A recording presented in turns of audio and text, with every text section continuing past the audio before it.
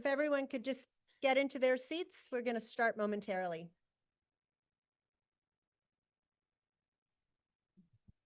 Good evening. My name is Alexis Folgaris, the RTM moderator. As all members have received a copy of the call for tonight's meeting, the reading of the call will be omitted. This evening, I've asked Ali Giorsi, a member of District 1, to lead us in the pledge. And then following that, she's going to give us a brief update on the work that she does as the RTM representative to the Sustainability Committee. Ms. Giorsi? I pledge allegiance to the flag of the United States of America and to the republic for which it stands, one God, indivisible, justice for all. Thank Great. you. Thank you, Madam Moderator, and good evening, colleagues. Let's wait for people to settle in. If everybody could just take their seats so Ms. Giorsi can give her report, I'd appreciate it. Okay. So on behalf of myself and colleagues from the Greenwich Sustainability Committee, we thank you for taking the time to hear about the State of Sustainability Report 2025.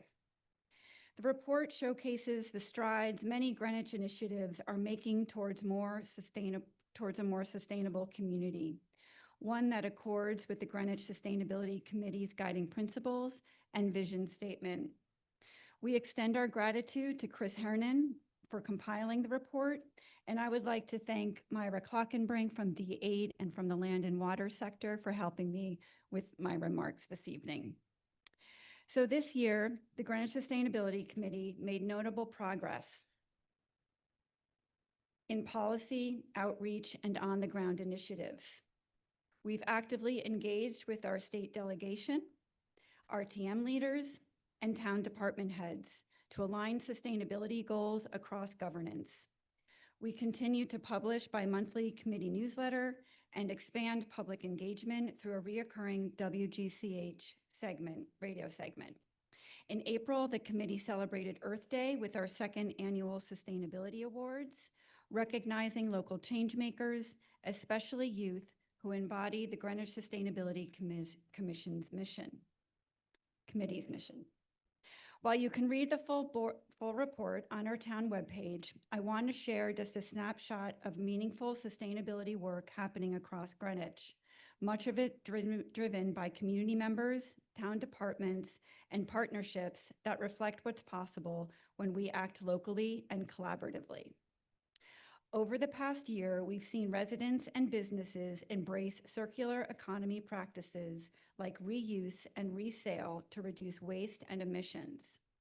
Greenwich earned Sustainable Connecticut Silver certification and was named a climate leader, recognition that affirms our momentum on emissions reductions, adaptation, and planning. Volunteers with Greenwich Green and Clean continued their care for more than 300 public spaces, showing how a culture of stewardship makes a visible impact. Our food systems work has grown deeper.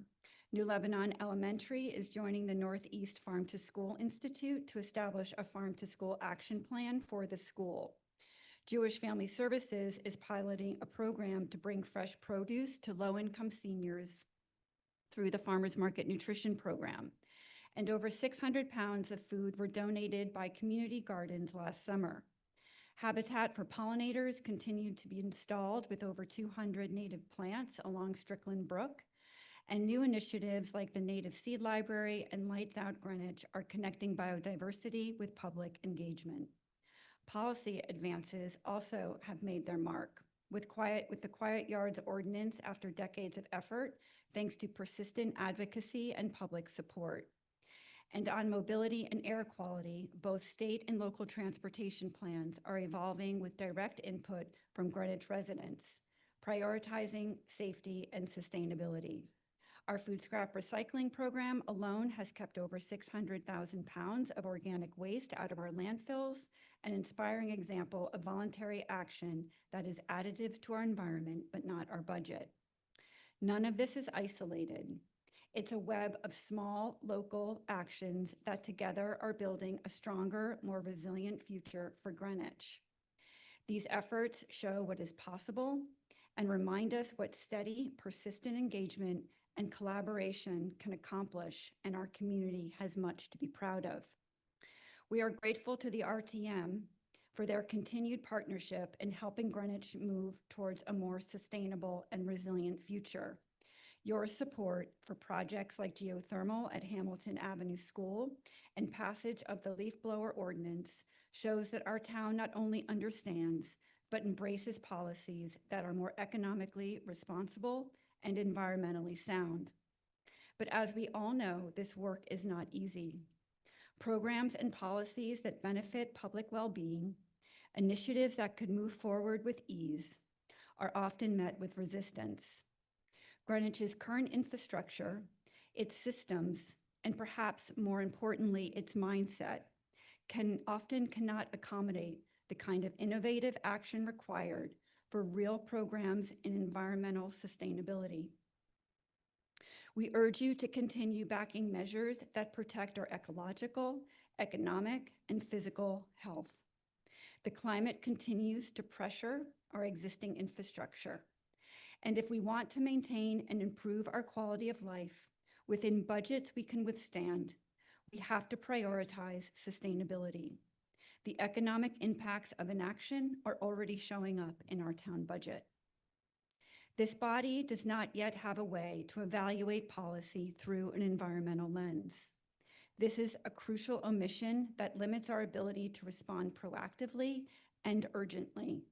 And we would argue that without that key review, we do not fully account for the costs, not just to the environment, but to our long-term budget.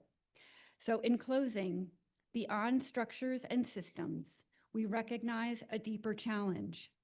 Sustainability is still not a shared cultural value. Bridging that cultural gap requires creative thinking, collaboration across sectors, and a willingness to find unexpected allies towards bold solutions. So please reach out to us, whether you're an RTM member, a town resident, or someone with a creative idea. We're eager to listen and to work together. Thank you for your time. Thank you.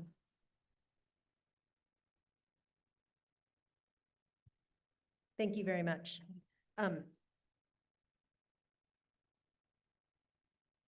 Is that okay, Dan? It's very, not good. Is that better? Okay. We were gonna have Jeff McCarthy with us. He and his dog are camping out at the River House. They're doing a fundraiser. I think it's $100,000 that they're hoping to raise, and he and his pup are out in their tent as we speak. So he will not be joining us this evening, but perhaps in September, after, if he's still not camping by then, he can come with his dog and tell us a little bit about what he was hoping to do at that time. So he is at River House camping out. I did want to thank Steve Rubin and Jude Collins. They were working the booth with me at the town party. We had a great time. We had great swag. We had, Jude got 300 bubble wands, so kids walked away with bubbles. We had buttons. Steve had made these little like drink cozies that had a SKU card on it. He's got an example of it there. We had buttons and stickers that said future RTM members. So I hope that we will be invited back next year. I'm sure Jude can make that happen. We're still missing our banner. That is a sore spot for me. It has still not been returned. So it is being held against its will, and I'm hoping that it will show up at some point. But I want to thank them and Steve's daughter, Lauren, who helped us coordinate with a lot of the swag. So I do want to thank them for their help at the town party. And then just as a quick reminder, this is hopefully our last meeting before September. And we are all up for election in November, but you have to decide if you're running again. I think it's mid-September, maybe like the 15th, is that? Yeah, so September 15th, you have to decide if you're running again and either petition on if you haven't had enough meeting participation or just return your card. So if you could communicate with your district chair and let them know your intention, that would be helpful so they can make plans going forward over the summer. Okay, did I miss anybody for an announcement? Okay. As all members have received a copy of the minutes from our May 12th meeting, the reading of those minutes shall be omitted. Are there any proposed changes to those minutes? Hearing none and absent objection, the minutes from our May 12th meeting stand adopted upon unanimous consent. That brings us to the items on our call. I have proposed the following for our organization. Consent items: 1, 2, 3, 4, 5, 6, 7, 11, 12, 13, 14, 15, 16, 17, 18, 20, 21, 23, and 24. Combined calendar items 8 and 9 for the purpose of postponing to September 2025, leaving us to take up separately items 10, 19, 22, 25, 26, 28, and 29. Item 27 has been withdrawn. So pursuant to our rules, I will designate items 1, 2, 3, 4, 5, 6, 7, 11, 12, 13, 14, 15, 16, 17, 18, 20, 21, 23, and 24 to our consent calendar. And if those items remain on the consent calendar, all you will hear is what I'm about to read. Item 1, a substitute resolution. I'm really hoping the Board of Selectmen can get their resolutions correct this time. Resolved, it is for Kenneth Mifflin. It's a substitute to become an alternate member of the Alarm Appeals Board, going in for R2. The call says A1, but it is R2 for a term expiring June 30th, 2029. Item 2, Sally Bednar, who is being appointed a regular member of the Affordable Housing Trust for a term expiring March 31st, 2028. Item 3 is Romulo Samaniego, again, regular member of the Affordable Housing Trust Fund for a term expiring March 31st, 2028. Item number 4 is Debbie Applebaum to be a regular member of the Board of Human Services for a term expiring June 30th, 2028. Item 5 is the appointment of Stephen Katz to be a regular member of the Commission on Aging for a term expiring June 30th, 2028. Item 6 is Pamela Packard to be a regular member of the Board of Nathaniel Witherell for a term expiring June 30th, 2028. Item 7 is Stephanie Palmino to be a regular member of the Board of Nathaniel Witherell for a term expiring June 30th, 2027. I believe we jump over to 11.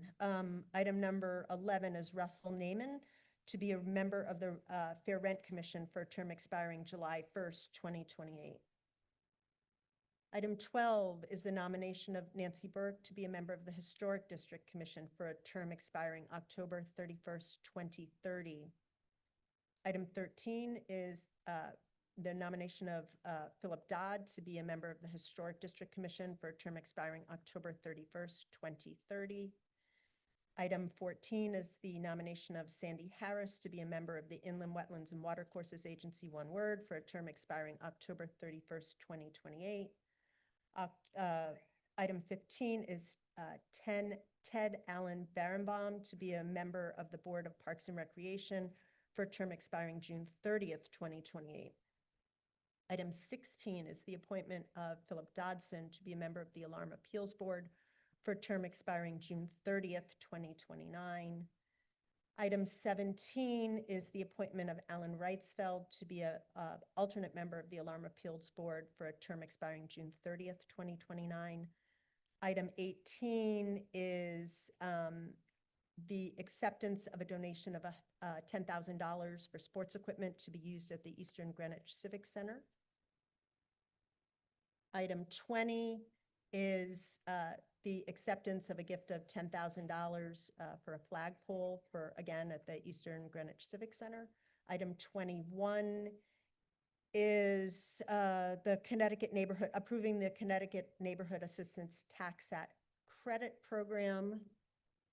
Item 23 is approving a sum of $325,000 to be added to the following account, and I believe that is for geothermal. What is it? It doesn't have the account number, it just says TBD. but so they will get us the account number, but that is $325,000.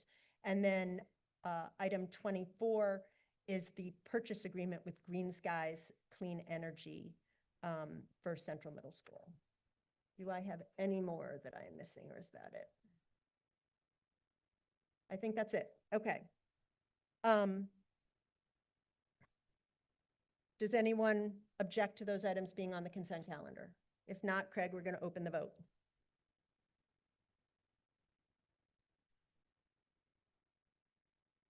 We're getting there.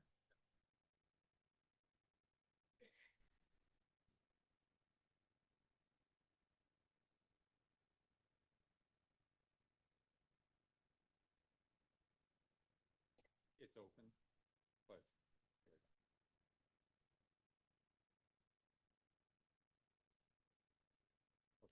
now,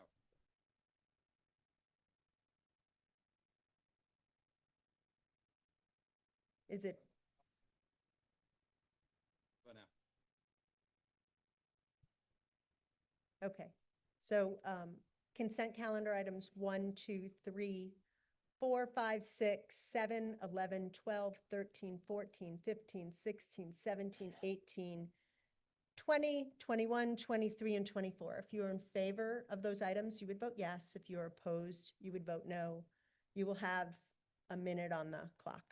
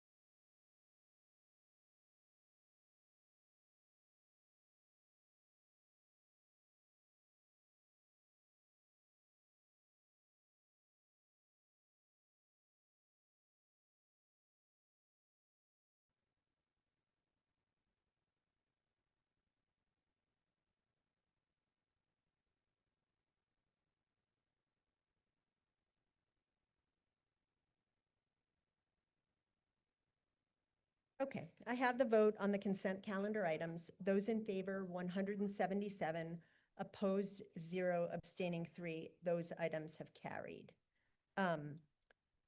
You know, I noticed that somehow the flags for District 8, you are apparently sitting on top of District 1 right now. You can feel free to go back to your usual and customary nest if you want, because some of you look a little confused as to they didn't change them. I neglected to move them properly, Ms. Edwards. Okay? So I'm offering you the opportunity to go back. You need not sit where you are because you look a little bunched up. Okay. Okay. You can, Mr. Bergweger, I welcome you to lead that uprising. Be my guest. Okay. So we're now gonna, what? hear the vote? Oh, share the vote. Yes, yes. Okay. That now brings us to our two combined calendar items, items 8 and 9, which I believe are going to be postponed until September. But in order to first do that, we need a motion to suspend the rules. Is there a motion to suspend the rules? Okay. The motion to suspend the rules has been moved and seconded and is now before us. It has been moved and seconded to combine the votes for voting purposes, and the motion to suspend the rules requires a 2/3 majority to pass and is not debatable. We can try this hopefully by unanimous consent, but if anyone objects, we will take a record vote. Does anyone object to suspending the rules to combine for voting purposes items 8 and 9 for the purpose of postponing? Hearing none and absent objection, the motion to suspend the rules and combine for voting purposes 8 and 9 has carried. So could we have someone introduce the first of the combined calendar items, which is item 8? Mr. Lee, would you like to do that? Are you moving on behalf of appointments?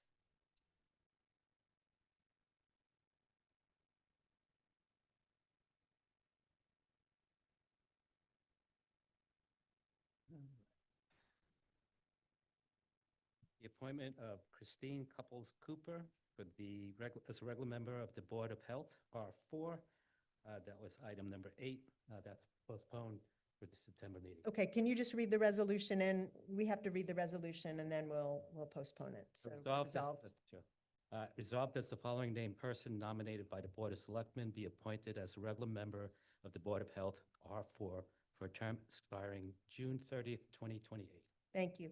Will a member please move the adoption of that resolution? Okay, the resolution has been moved and seconded, is now before us. Now, Mr. Lee, you may offer your motion. Yes, the Christine Cooper was unable to attend the appointments meeting, so we have postponed it unanimously during our meeting. Okay, Ms. Solar, you're okay with that for, okay, great. Number nine. Why don't you do number 9 now? Yep. Oh, To September of 2025. Next item, item number 9, resolved that the following named person nominated by the Board of Selectmen be appointed as a regular member of the Board of Human Services, R5, for a term expiring June 30th, 2028, David Snyder. Thank you. Will a member please move the adoption of that resolution? The resolution has been moved and seconded and is now before us. Right, Mr. Lee? David Snyder was unable to attend and will not be able to attend until September. Okay, That was great. voted unanimously. Okay, so you're moving to postpone to September. Ms. Solar, you're okay with that? Okay. We can adopt the motion to postpone to September for 8 and 9 upon unanimous consent. Is there any objection to postponing those items to September? Hearing none and absent objection, those two calendar items 8 and 9 have been adopted upon unanimous consent. Okay, that now brings us to our separate calendar. And the first item on our separate calendar is item number 10, Stephen Bardo. So will a member, who's introducing that resolution? Do we have somebody who is doing that? Mr. Lee, you want to do that? Okay.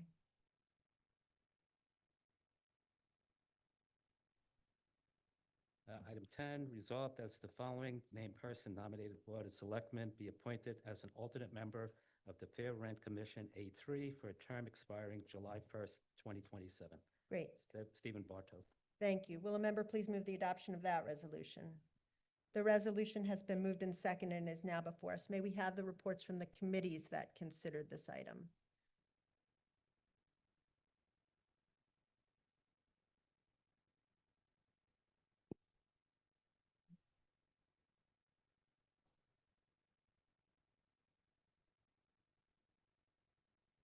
Allison Good Silver, evening. Chair of our Health and Human Services Committee.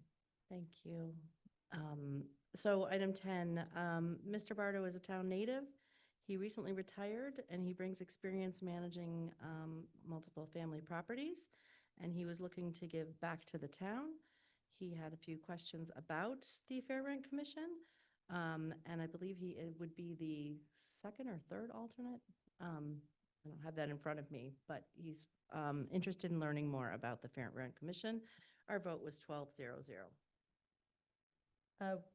Either Mr. Quigley is able to give his report or Mr. Lee. Those are the other two committees that took it up.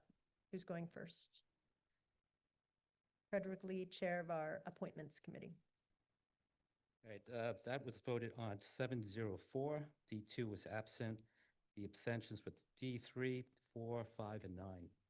The reasons being that they felt that he was not as effusive for the position as we expected for a nomination.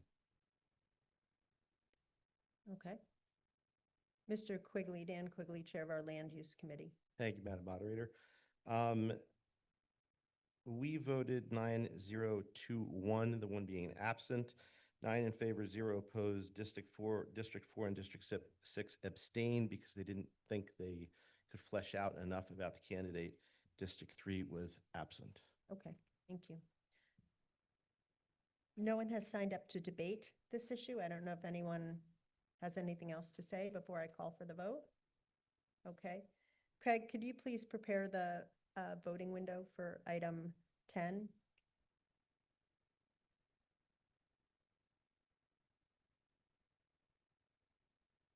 Okay. This is the appointment of Stephen Bardo to the Fair Rent Commission. If you are in favor of this nomination, you would vote yes. If you are opposed, you would vote no. You'll have a minute to cast your vote. Craig, could you please open the voting window?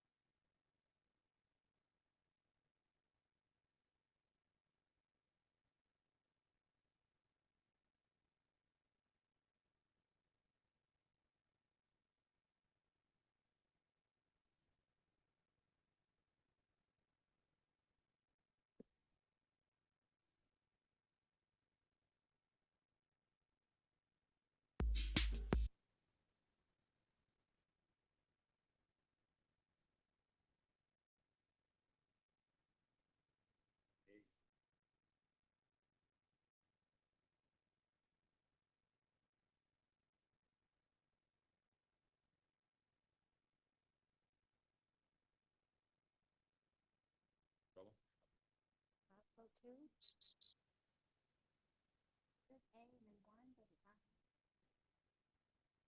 Ms. Riddle, is yours?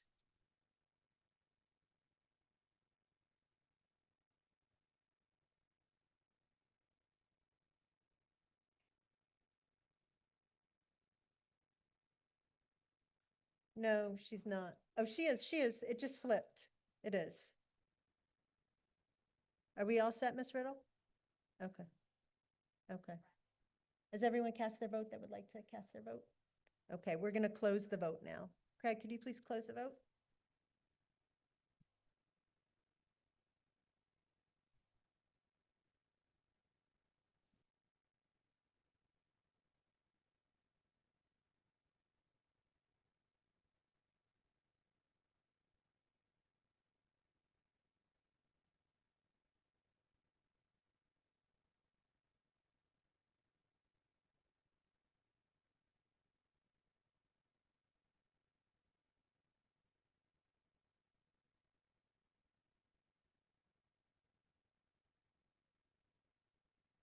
Okay, I have the vote on item 10, the nomination of Stephen Bardo to the Fair Rent Commission. Those in favor, 151, opposed 12, abstaining 22. That item has carried. Craig, could you please show the vote? Okay. That brings us to our next separate item, which is item number 19. Who is reading that resolution into the call for us?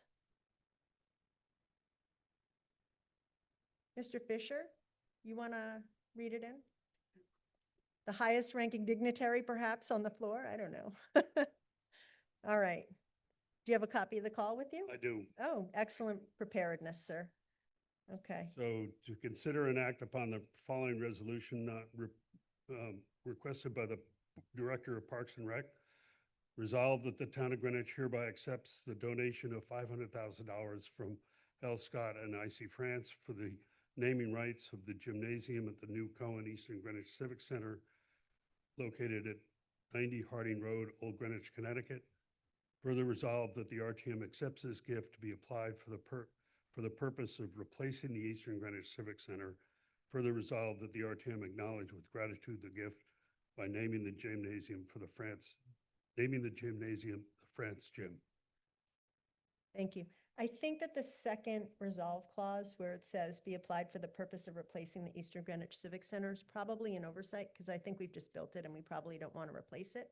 So maybe somebody just cut and paste from a previous one. So Yeah, I know there was some yeah, discussion. there's about some discussion on that, but thank you very much for stepping up to read that. Okay, will a member please move the adoption of the resolution? The resolution has been moved and seconded and is now before us. May we have the reports from the committees that considered this item? You guys are all waiting over there. What are you going to do?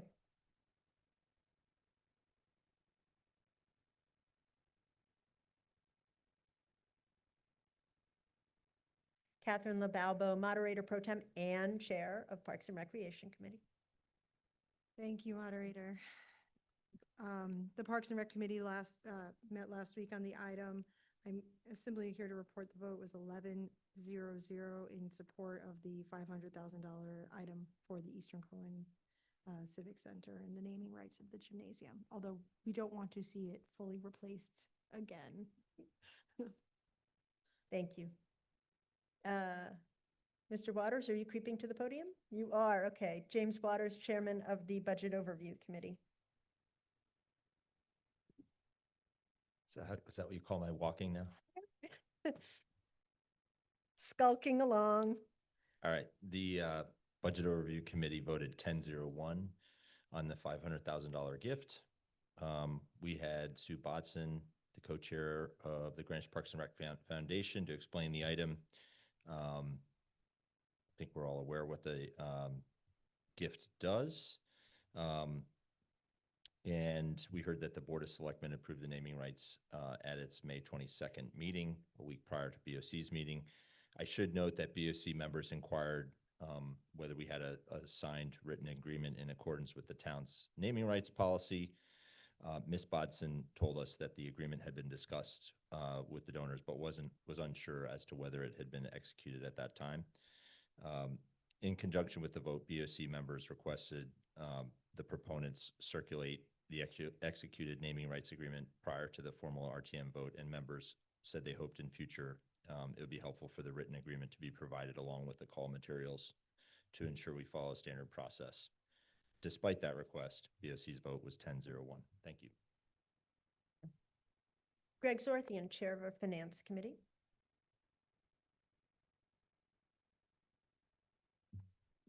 Madam Moderator, fellow RTM members, guests, the Finance Committee took up this item along with the two other Cohen Civic Center gifts as a one vote on all three. The vote was 12-0-0, unanimous consent. We too asked the status of the agreement. We were told it had been signed by the Francis and was waiting for the first selectman to sign. Our vote was, as I said, 12-0-0. Thank you. Kip Bergweger with the Legislative and Rules Committee report.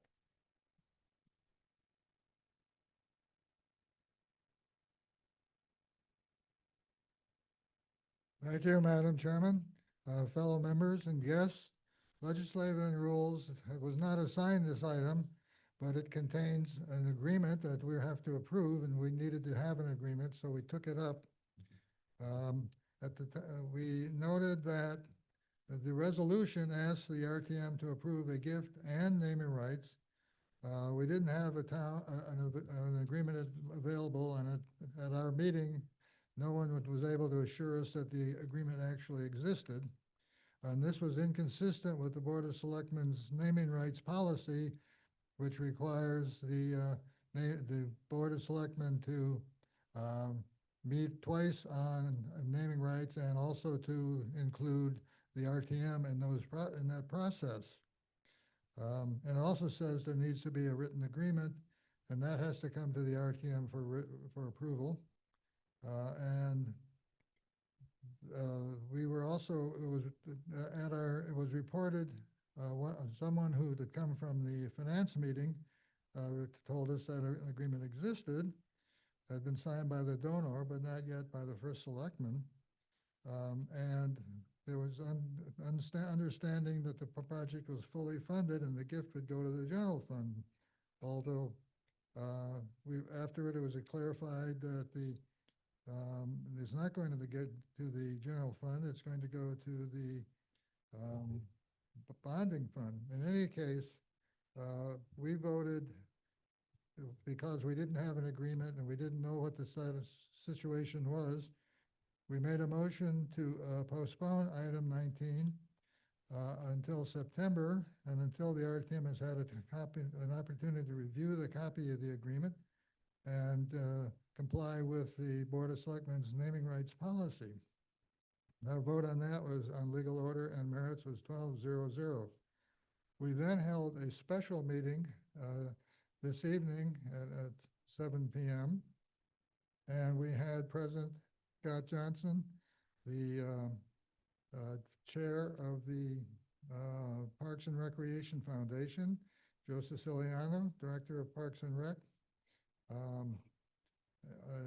Diane Carlson, Assistant Director, Carrie, I'm sorry, and Joe Siciliano. And we went through in some detail as to the situation. And again, there was a number of inconsistencies between the language in the resolution and the agreement, and what was being in compliance with the naming policy. Example, it says it, as the moderator pointed out, gift was being applied for the purpose of replacing the Eastern Greenwich Civic Center.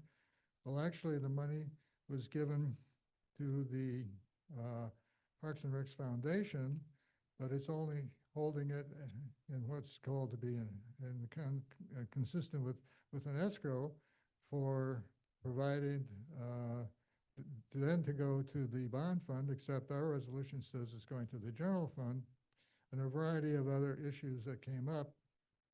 We proposed an amendment to the resolution, which the vote on that was 3-5-0. So we are staying with our resolution to postpone until September.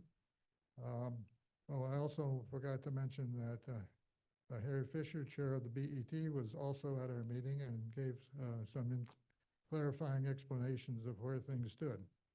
So, Madam Moderator, if you want me to make that motion now, I can do that. Absolutely. Legislative Rules Committee moves to postpone item 19 until the September meeting, when we will have had a chance to review the agreement with the donors, between the donors and the town, and the other factors that come into play.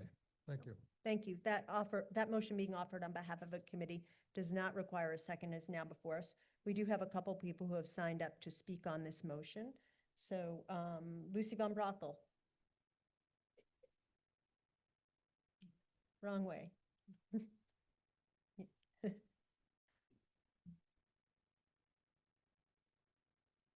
Good evening. My name is Lucy Von Brockel from District 4. So I want to start by expressing sincere gratitude, which I think we all share, to the Francis for what's a really incredible, generous gift, and for their long record of public service and philanthropy. They absolutely deserve this recognition. My comments are not about the naming itself, but the process and policy that we're following. In 2022, the Board of Selectmen adopted a naming rights policy, as you heard earlier. The policy indicates that there should have been 2 Board of Selectmen reads, in between which a committee would review or offer advisory comments, after which the RTM would consider the agreement and the gift. We didn't receive an agreement until all of the committees and some of the districts had already met, which is challenging for us in general, because we don't have the opportunity to discuss things and hear each other's opinions. So we're being asked to vote tonight on a legal agreement that we don't really have much information on. In our meeting earlier, we did kind of get some clarity as to, where the money was going. As Kip mentioned, there's a lot of confusion and inconsistencies between the resolution and the agreement. And I also just wanted to point out that there are other things in there that I think should be fixed in the meantime, including the fact that while we included a morals clause for ourselves, we did not for the donor. It's important that we protect our donors, and some other, small issues, but they're legal issues.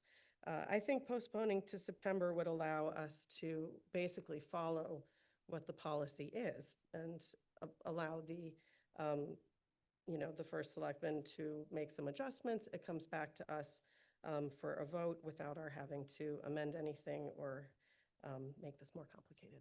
Thank you. Thank you very much. Tracy Friedman? Tracy Friedman is passing. Okay, that's, those are the only two individuals that have signed up to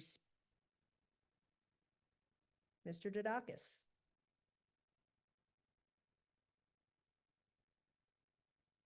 Thank you, Madam Moderator, members of the town meeting.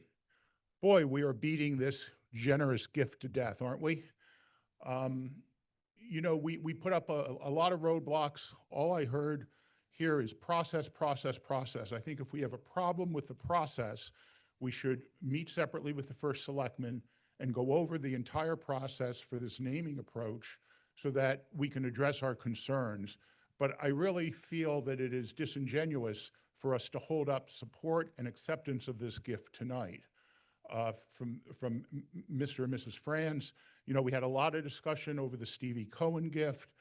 This is sending the wrong message to the people who want to give gifts to our town in what is an important initiative by our first selectman of public and private partnerships. So I urge you to vote against this motion to postpone, and I urge you then to vote in favor of accepting this gift. Thank you. Thank you very much. Craig, could you please, we're going to call for the vote. So this is the legislative and rules motion to postpone item 19 to September 2025.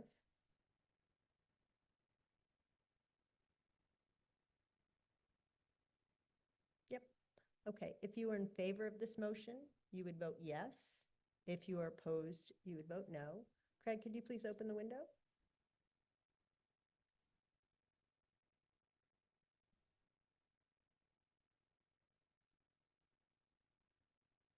It's not open yet.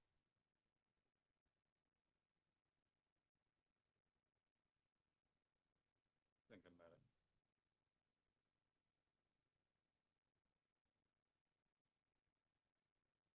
It's open.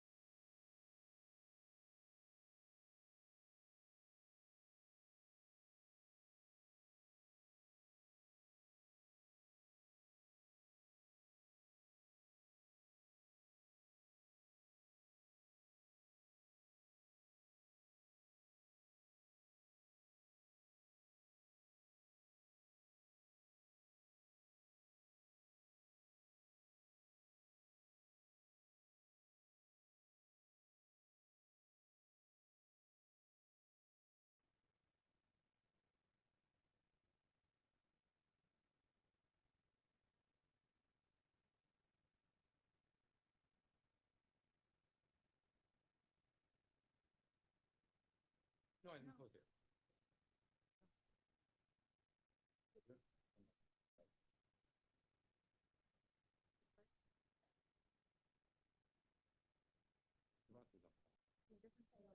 Yeah, yeah. The clerk. We're gonna put you on the app. Can you report or?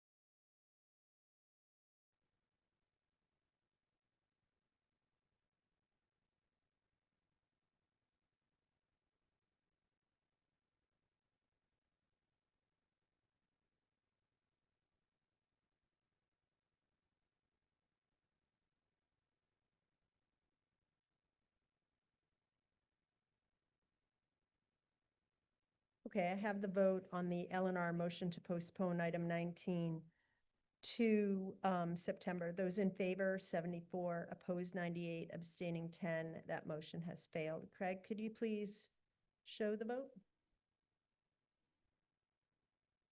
Okay. Okay. Is there any further debate on item 19? I don't believe anyone has signed up to just debate the item in general, but you're welcome to do that. Otherwise, we're just going to move straight to the vote on item 19. Okay, Craig, could you open the vote for item 19?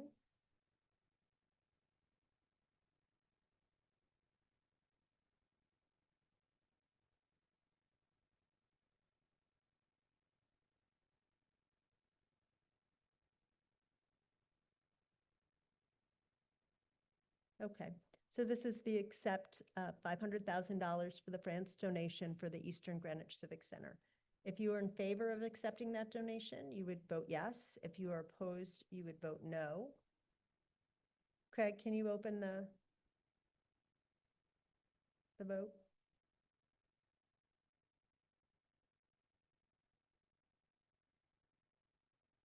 It's thinking about opening.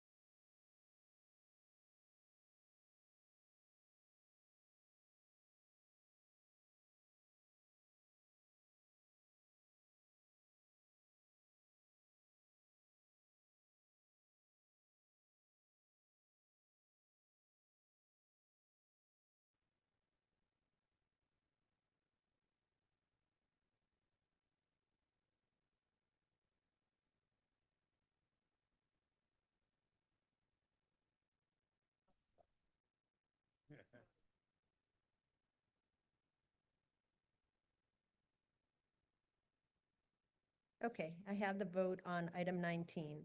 Those in favor, 169, opposed 2, abstaining 11. That item has carried. Craig, could you please show the vote?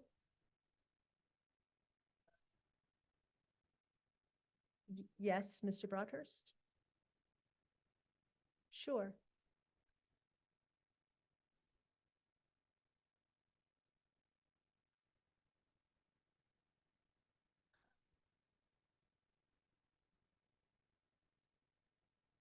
Why don't you come to the podium, Mr. Broadhurst?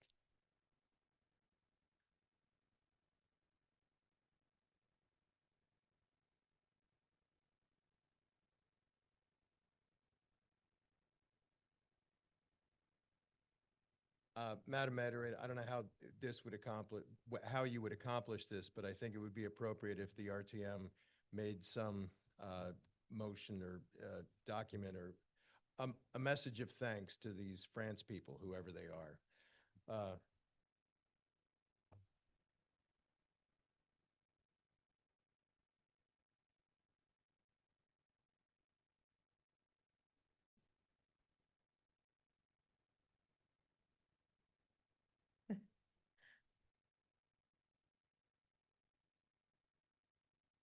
All right. That brings us to our next separate item, item 22.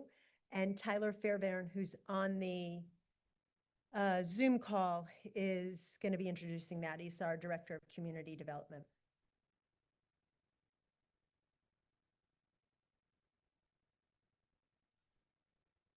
Tyler? Is he there?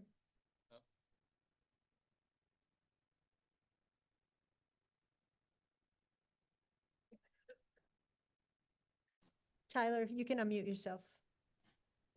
Yes. Hi, can you hear me, Madam Moderator? Sure can. Yep. Okay, thank you so much for having items 21 and 22 from the Community Development Office on the call for this evening. Item 21 was on the consent calendar. Item 22 is the resolution concerning the program year 2025 annual action plan for the Community Development Block Grant Program, as well as the 2025 through 2029 consolidated plan. This item is as it appears on the call, although there was an amendment proposed and passed during the Health and Human Services Committee meeting. Thank you. May a member please second the nomination, second the resolution? The resolution has been moved and seconded and is now before us. May we have the reports from the committees that considered this item? Who's going first?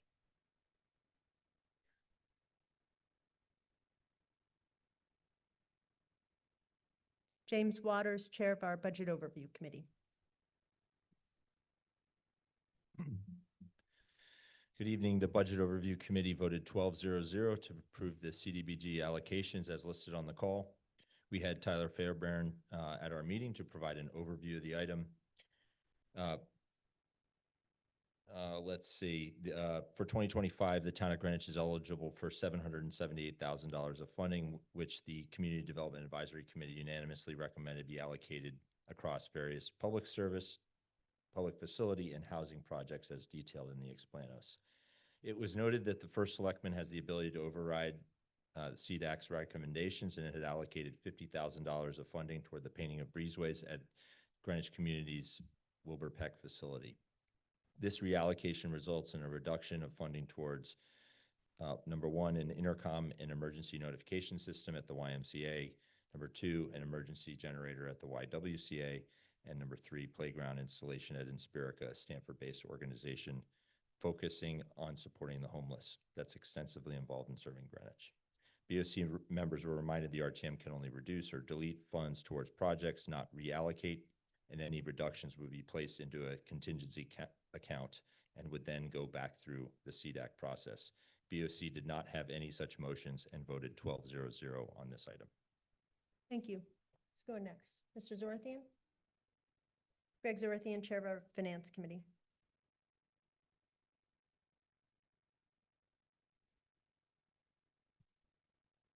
The Finance Committee met on this subject and met with Mr. Fairbairn and discussed it briefly. We voted 12-0-0 to accept it. It was also noted that this program is going to disappear. And we were informed, or the town was informed by HUD that they will not continue this program after this year. Kip Bergweger, Chair of our Legislative and Rules Committee.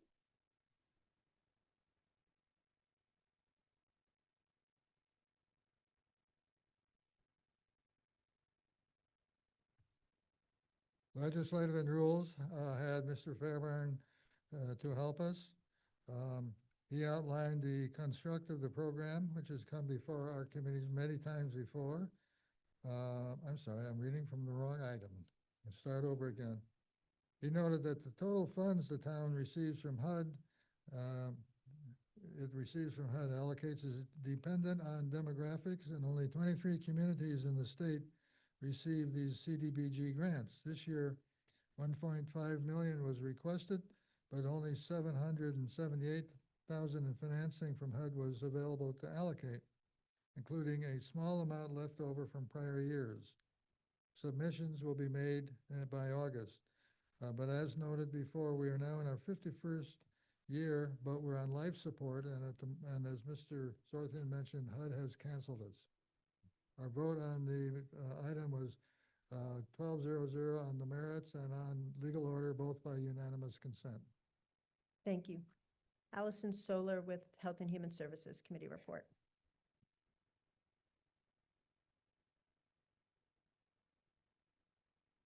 Good evening, Madam Moderator, fellow RTM members, and guests. So I'm not going to repeat what you've just heard. I think most people are pretty familiar with the Community Development Block Grant. Just a reminder, this doesn't cost the town any money. And sadly, this will most likely be the last year. So the committee, there's a committee, the CDBG has a committee that visits. Let me just also mention that Tyler Fairbairn was present for our meeting too. Thank you, Tyler.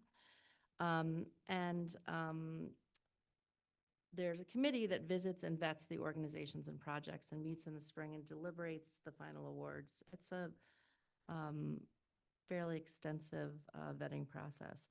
Several members of the Health and Human Services Committee are also part of the CDBG committee that does that vetting process. 35 organizations requested over $1 million. So it was a competitive process, and the committee did their best to allocate grants for the most impactful purposes. That committee voted unanimously on the list of awardees, including not funding $50,000 grant to Greenwich Communities for painting a sidewalk area at Wilbur Peck. The first selectman then changed the awards. I think you heard that in the first report, which is 100% in his purview, and he reallocated $50,000 to Greenwich Communities for painting of the sidewalks, a sidewalk area there, decreasing the grants to the YMCA by $15K, which was originally granted $51,000, the YWCA by $15,000, originally granted $50,000, and Inspirica decreased by $20,000, originally granted $60,000. That's how he got the $50,000 to reallocate. Some of the points the members of the CDBG committee made that were at our committee meeting was that their committee worked really hard to give the money where it helps people directly and not to aesthetic projects, and that unanimously the committee felt the sidewalk painting project was the least deserving of all the projects submitted, and that this has nothing to do with supporting Greenwich Communities in general. In fact, they have received the most CDBG funds over the years, a total of $4.2 million, and they are still working on fulfilling their last grant of the new windows.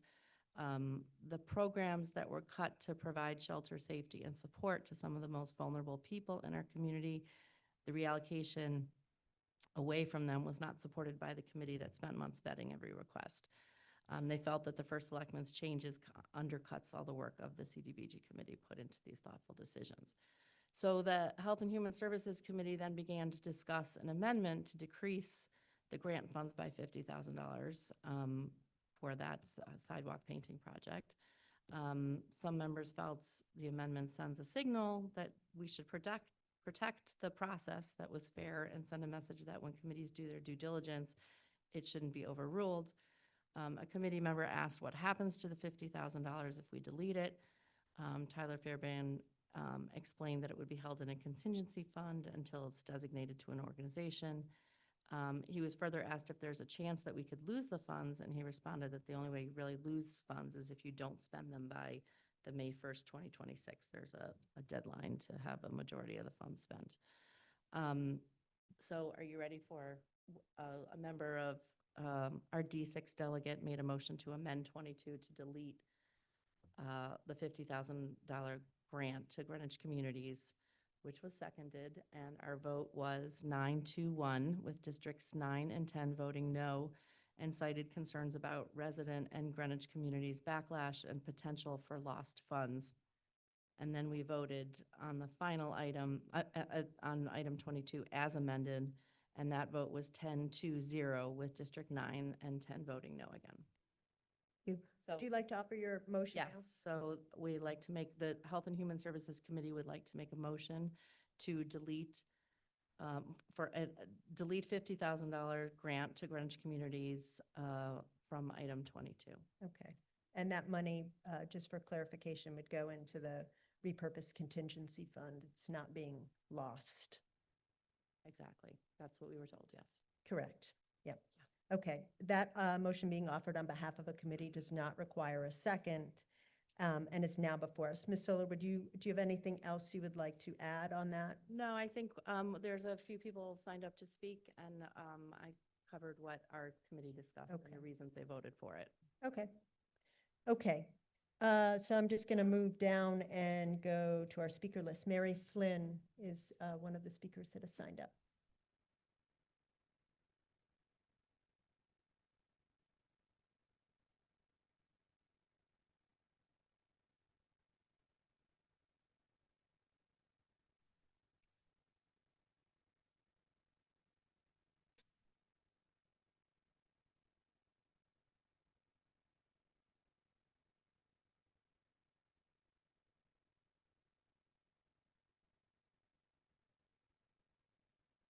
Thank you, Madam Moderator. Good evening. I'm Mary Flynn from D12, and I serve on the Community Development Block Grant Committee. I'm up here to ask you to vote to support the amendment to remove the $50,000 award from the Wilbur Peck painting project. The money was taken from committee awards to Inspirica.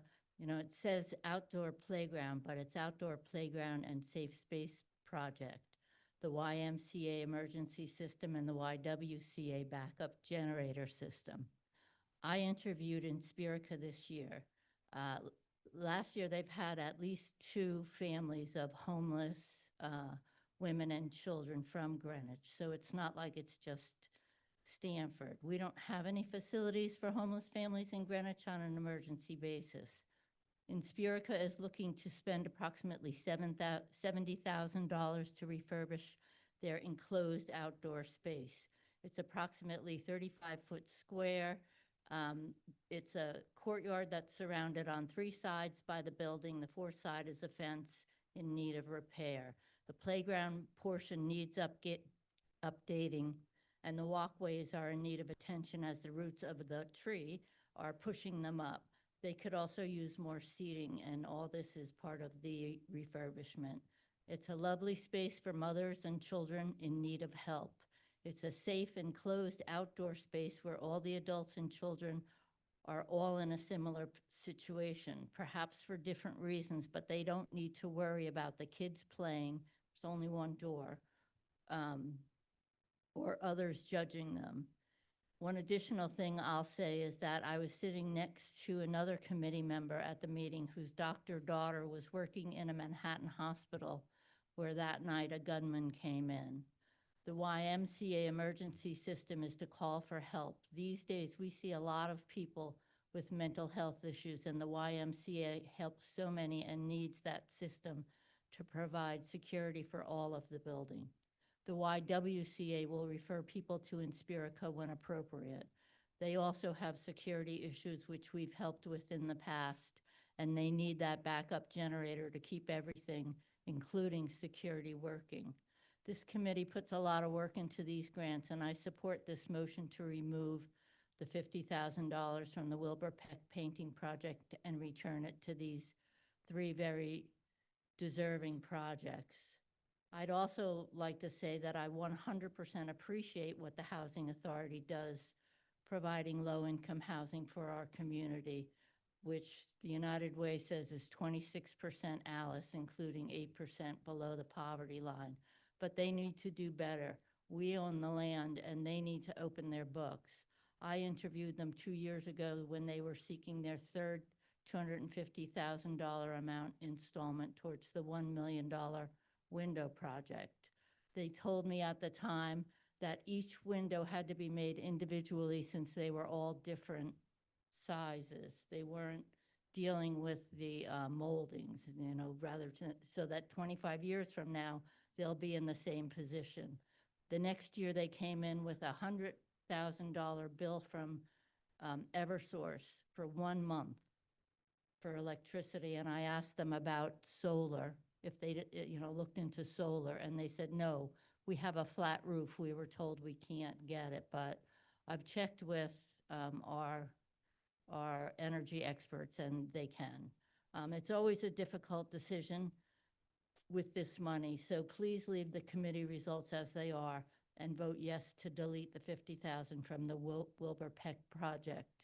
We love what the community authority is doing, but they need to open their books. We own the land, and they can do better. Thank you. Thank you. David Snyder to be followed by Victoria Martin Young. I believe Mr. Snyder's on Zoom.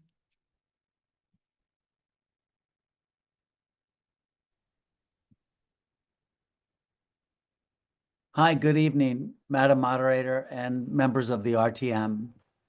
I'm speaking tonight to voice my support for the Health and Human Services Committee, the motion to delete the $50,000 grant to the Greenwich communities, funding that the First Selectman allocated from the 3 other grants. To be clear, the First Selectman has the authority to reallocate funds, but in this case, we're asking you to push back. This $50,000 came, as you've just heard, from 3, at the direct expense of 3 highly deserving programs. We set this meeting in our final allocation meeting, and we recognized that we had limited funds to distribute. And so the committee's priority was urgent safety first needs like emergency housing for women and children or a new generator for a domestic violence shelter. That's why the Greenwich Communities Project was not recommended. It's cosmetic, not critical, and it was unanimously rejected by our committee. So please understand that the CDBG has been very generous to the Greenwich communities. They are the single largest recipient since the beginning of the program in 1997. They average over $150,000 in grants per year. Their mission is not in question, but this year, others need the help more. We can't redirect the money, but we can vote to delete the $50,000. That would return the funds to a repurposing pool, allowing the advisory committee to reallocate them in a transparent, needs-based process. This is about honoring the process we all work so hard to uphold and making sure limited dollars go where they are needed the most. I urge you to vote yes for this amendment. Thank you very much. Thank you. Victoria Martin Young to be followed by Lindy Lillian. I'm not going to accept that right now. We only have like a few speakers left. Mine's only 2 minutes. Good evening, Madam Moderator and members of the RTM. I am Victoria Martin Young, Vice Chair of D6 and member of both HHS and CDAC, which is the committee that reviews CDBG grants. I am speaking this evening in support of the HHS motion to amend item 22. CDAC is made up of RTM members from each district, 2 BET members, representatives from Planning and Zoning, Human Services, Board of Health, and the First Selectman's ADA Advisory Committee. Over several months, we meet multiple times to review applications through a comprehensive process that includes public hearings and site visits to each organization. Each year brings the unenviable task of choosing between worthy applications with limited resources. This year, knowing funding would be lower than expected, we prioritized projects with maximum community impact. Our debate was merit-based, not political. After this exhaustive process, we voted unanimously on our recommendations. The first selectman, as everyone has mentioned, has the authority to modify them, but should that authority have been used to redirect funding from 3 carefully vetted projects, I would argue no. Let's be clear, Greenwich Communities has been CDBG's largest beneficiary over the last 30 years, as David said, averaging $150,000 per grant cycle. There is no reluctance to fund them. Their project simply wasn't the most urgent this year. Finally, I want to address an issue that several members have raised, the fear of retaliation if we support this measure. This body witnessed firsthand last year how Greenwich Communities publicly attacked one of their own rent-paying tenants over living conditions that they themselves are responsible for maintaining. While no one relishes becoming the target of such tactics, our constituents didn't send us here to govern by fear. They elected us to stand up and do what's right. Your vote tonight should reflect your true convictions, not political calculations. Please join me in voting yes on the HHS motion to amend item 22. Thank you. Thank you. Lindy Lillian? Is Miss Lillian here? Is she online, perhaps?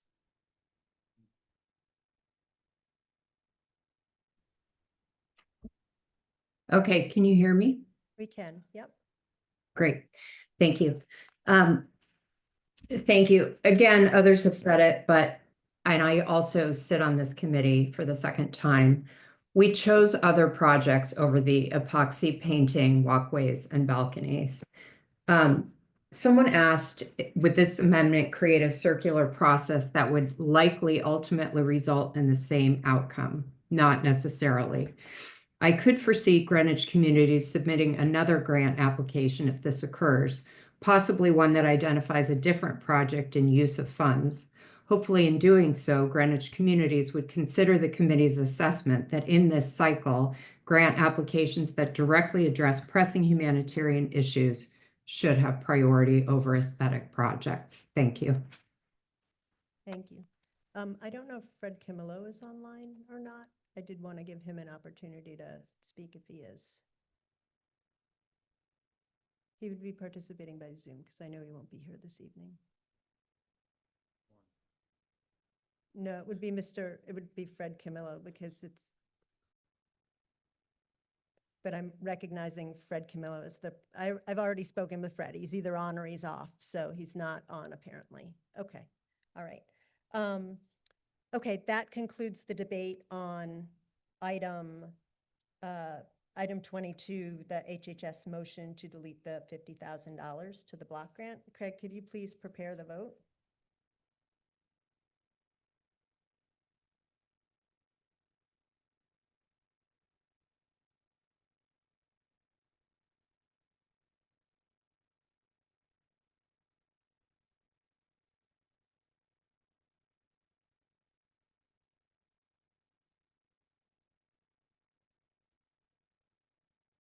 Thinking.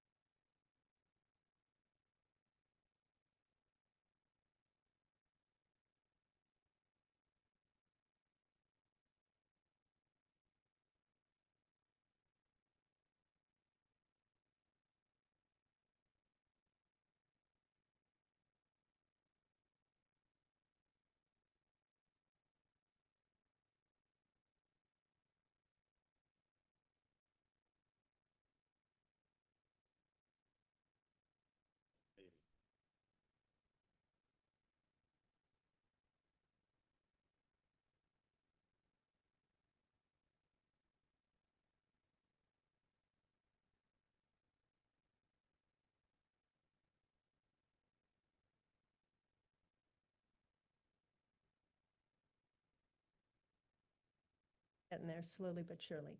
Okay, item 22 is the Health and Human Services motion to delete $50,000 for an exterior walkway painting project. If you are in favor of that motion to delete, you would vote yes. If you are opposed, you would vote no. Craig, do you want to open the vote?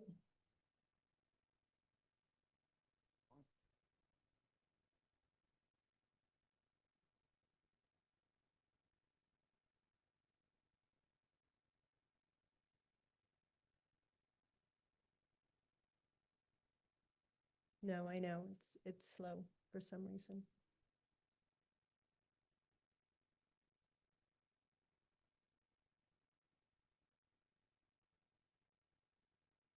Opening. It's opening and it's slow. It's a good, it's saying it wants to go on its summer vacation is what it's saying. I think it's open. Okay.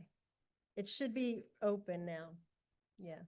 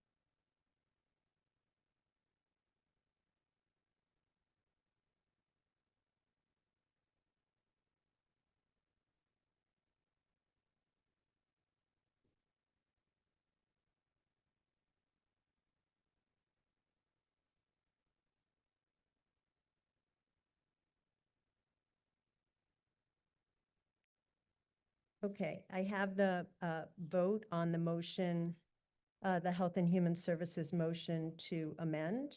Those in favor, 132, abstaining 37, I'm sorry, 132 in favor, 37 noes, 14 abstentions. That motion has carried. Craig, could you please show the vote?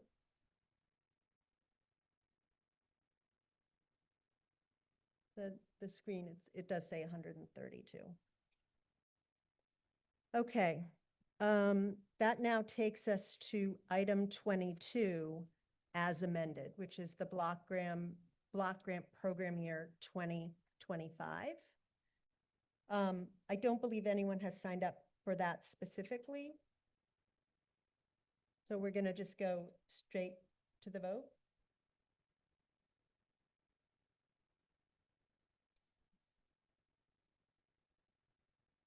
Craig's counting something over there. Okay, Craig.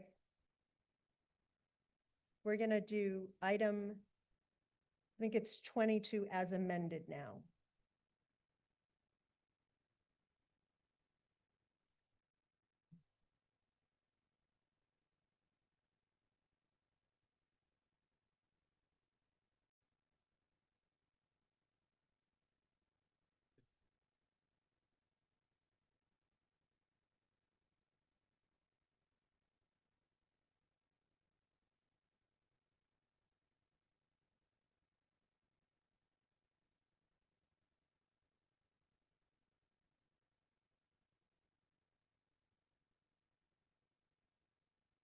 Okay, this is item 22, which is the block grant program year 2025 as amended. If you are in favor of the amended version of the block grant award, you would vote yes. If you are opposed, you would vote no. Craig, can you open the vote? Okay. It should be working.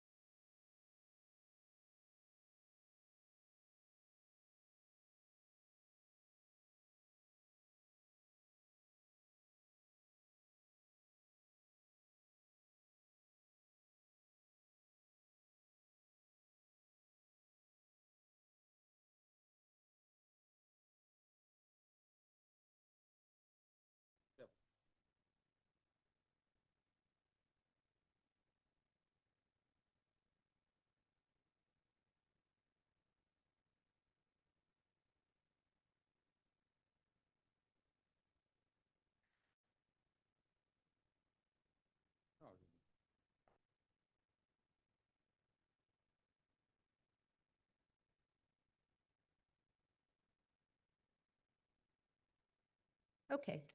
I have the vote on the block grant program 2025 as amended. Those in favor, 163, opposed 7, abstaining 12. That item has carried.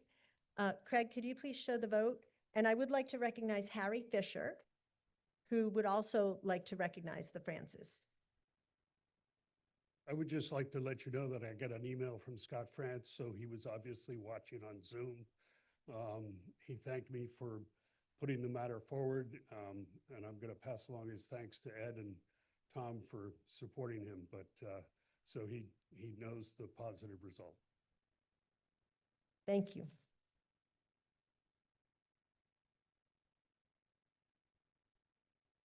Okay. Our next separate item is item number 26. What? 20, oh, sorry. Sorry. How could I forget legislative and rules? You guys have been chomping at the bit for, oh, there you are, for forever to get this through. All right. Madam Moderator, Whatever, yes. Go ahead. Moderator, it's labor contract. Yes, I know. Good. So, Sorry. item RTM Labor Contracts Committee makes the following motion to amend the rules of the representative town meeting of the town of Greenwich. Resolve that the rules of the representative town meeting, section 6A, be amended to better reflect the role of the committee in supporting and advising the RTM. It is as appears on your call. Will a member please move the adoption of the resolution? The resolution has been moved and seconded and is now before us. May we have the reports from the committees that considered this item? I take it that's going to be you, Mr. Brown, and your other hat as Town Services Chair? I can give a report of the Labor Contracts Committee and. Okay. Services, yes. Okay.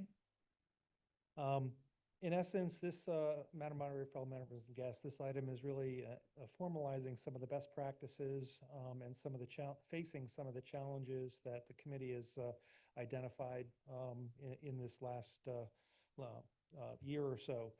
It also will better facilitate the work of the committee going forward. We initiated the review and drafting of the changes to address these challenges last summer. Really focusing on how to memorialize the importance of the meeting with the town and the Board of Ed negotiator prior to negotiations. It's very, very helpful to engage in those discussions before negotiations gets going. We wanted to address the number of members and the resulting quorum number because for much of this term, we only had 4 members. And if one person didn't show, then we wouldn't have been able to take a vote on an item and give you our recommendation because we would have failed to meet the quorum. And we are now at 7 members. We have 7 delegates and 2 alternates, so we still have two positions if anybody would like to raise their hand. We've got a few months left. But recognizing that the demand and interest in the committee may not support 9 people, we wanted to improve how the committee can get called to meet to address some challenges in the prior term.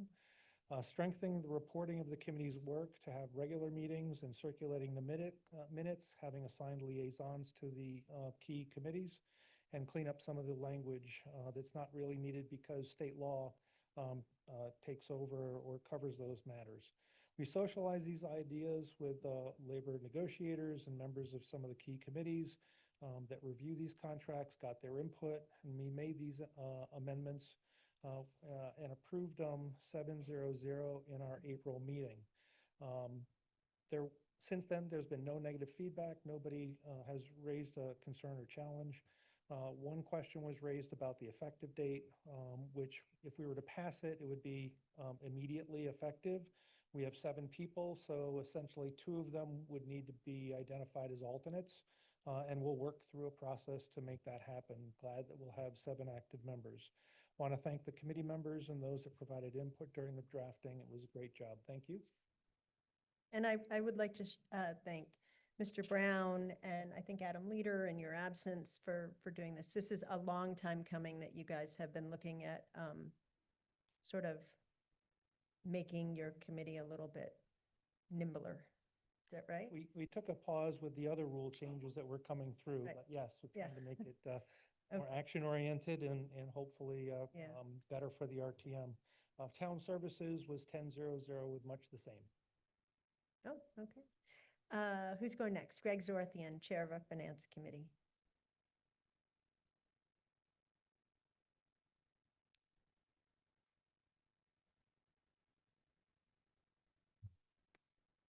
This item was presented to a joint session of several committees, including the Finance Committee. After a good presentation from Mr. Brown and Mr. Leader, we adjourned to our individual meetings, and this item passed Finance 11-0, 1 absence. Thank you. Kip Bergweger, Chair of our Legislative and Rules Committee.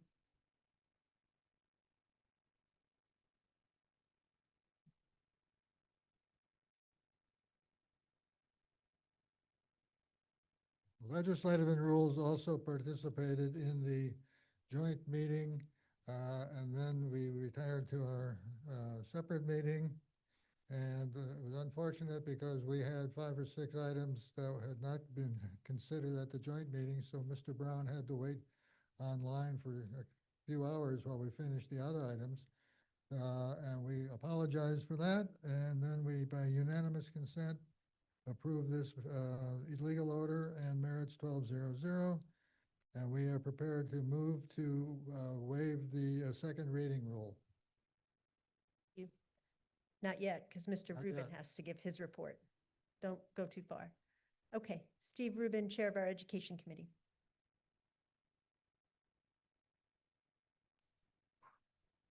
Good evening. The Education Committee committee met as part of the joint meeting, and I'm not going to go over all the details which you've just heard. Our vote was 10-1-1. D4 had voted no because he wants to make sure that the deck is not further stacked against the town's bargaining units. He wants an honest negotiation. Thank you. Thank you. Okay, Mr. Bergweger.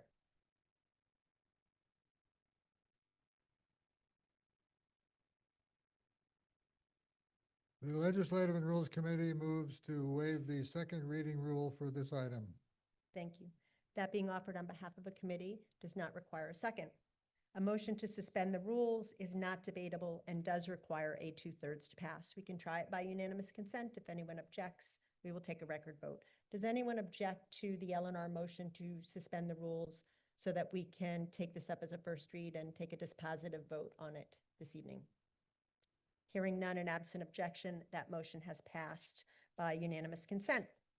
Okay, let's see. I don't think anyone has signed up on this very exciting issue to debate, but you never know. No. So, Craig, could you please prepare the vote?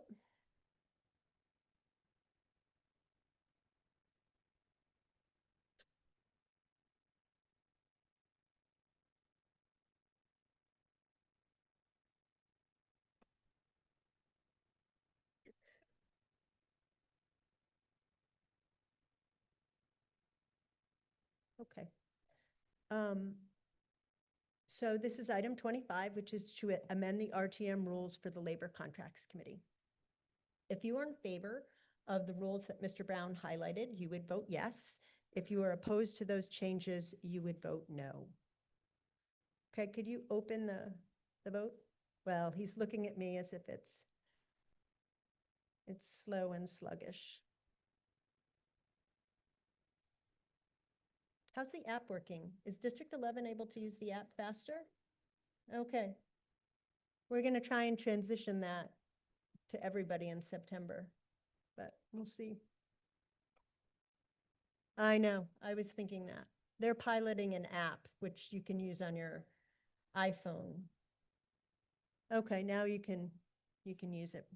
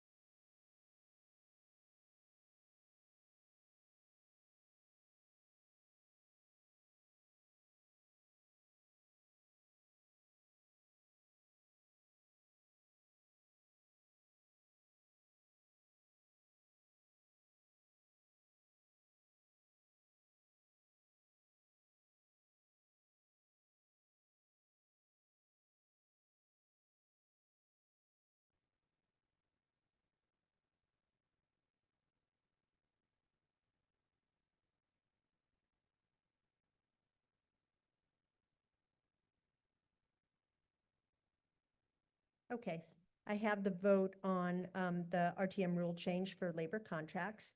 Those in favor, 174, opposed 4, abstaining 6. That item has carried. So congratulations, Mr. Brown. You have a more nimble and functional committee that you get to work with.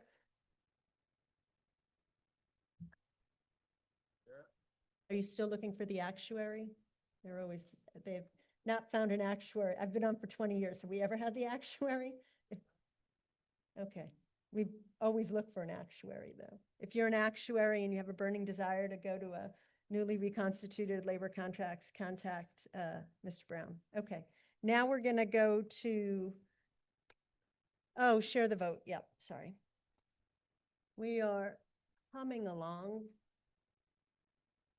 We're going to number 26, I believe, which is a modification of the noise ordinance. Is Mr. Stillman here? Mr. Stillman, great. Come on down, like the price is right. You have just won something. Okay.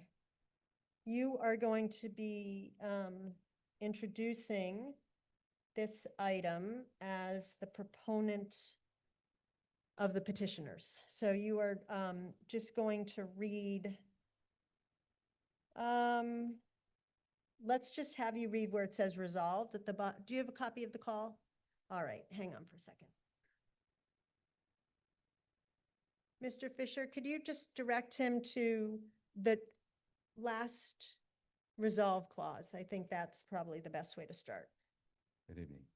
Resolved that the representative town meeting adopt the modifications to the current noise ordinance by adding the definition of spherical spreading as a calculation method to section 6B2.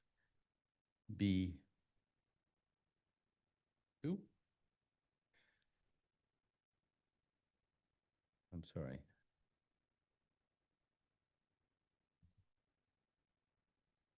And you can just say as it is as it appears on the call.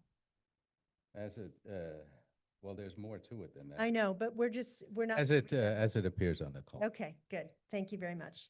Will a member please move the adoption of the resolution?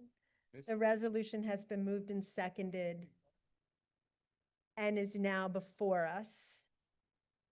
May we have the reports from the committees that considered this item, please?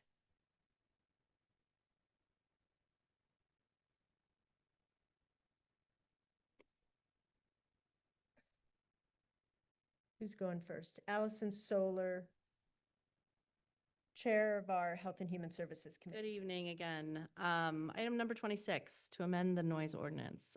We had Hal Stillman, resident of Indian Harbor Drive, present this item to us last Tuesday.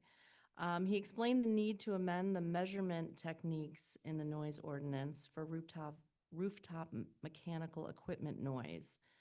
The current measurement at the property line does not account for rooftop noise shadows, which is causing enforcement challenges. He and his neighbors suffer from excessive noise from this rooftop mechanical system on top of the Berkeley building. The proposed amendment would apply only, well, we learned that night he was amending the modification to include that it would only be for installed rooftop mechanical systems. And we didn't have that before us, but we understood that was where this was going. And our committee discussed a bit in length the enforcement implications and precedent for future cases. Mr. Stillman was pretty technical with how the noise is currently measured and what needs to happen so that he has some recourse in order to prove that the noise is excessive. Our vote was 3-5-4. Districts 2, 5, 7, 9, and 11 voted no because this was too specific for one building and issue. Districts 1, 3, 4, and 6 abstained, and districts 8, 10, and 12 voted yes to help give Mr. Stillman some recourse so the town will be able to enforce the noise ordinance. Thank you. Dan Quigley, Chair of our Land Use Committee.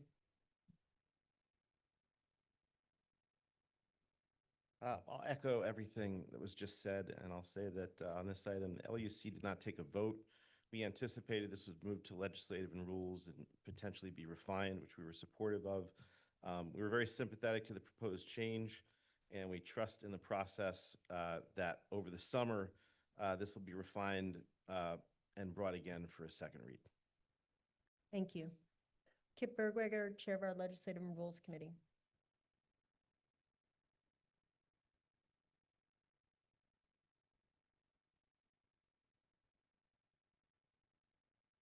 Legislative and Rules had Mr. Stillman, together with Dr. Ralph, I'm going to mispronounce his last name probably, Mulayson, an acoustic expert, Margarita Alban, Chair of Planning and Zoning, and Mark Fox, a neighbor of Mr. Stillman. They all were together to propose to discuss the item. There are significant details and highlights on the proposal in the explanos. Mr. Stillman noted that the town's noise ordinance as written does not properly measure noise generated by elevated sources, like rooftop HVAC system. The sound goes across the property line and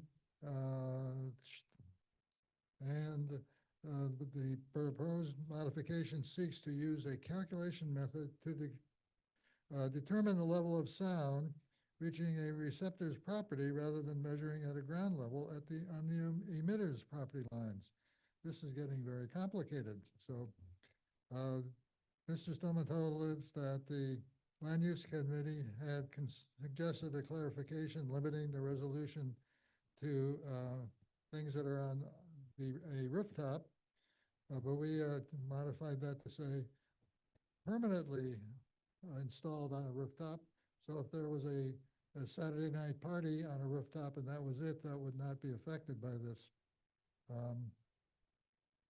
We went on and were a bit confused by the language because it was very technical and difficult for us to really understand. There was a proposal that someone from town should opine on this, because we don't have experts here in RTM with these sounded. So we've basically suggested that the proponent revise the language of the ordinance as discussed to limit it to just a permanently installed rooftop sound. No vote was taken. Thank you. Okay, now, I do have a question. Mr. Stillman, is there someone that is going to be offering an amendment to this or not? Jay Teven, okay. So Jay Teven, let me just explain the logistics. Mr. Stillman is not an RTM member, so he cannot on the floor offer a motion to amend. He has, so the only people that can do that are, you know, it can come from an individual member, a district, or a committee.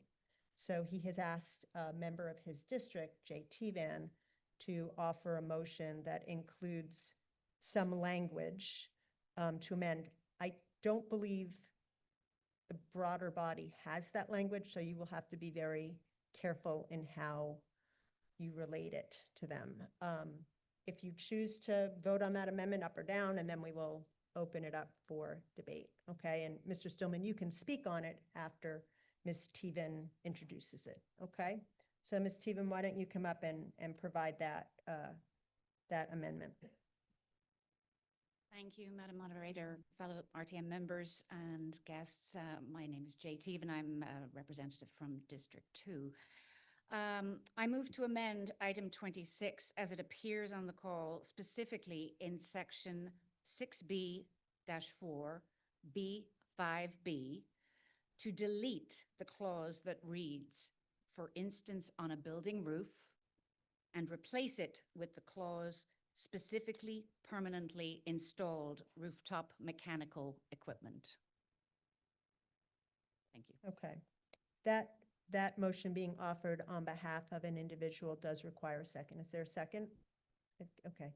That motion to amend has been moved and seconded and is now before us. Mr. Stillman, you are free to offer some debate on that.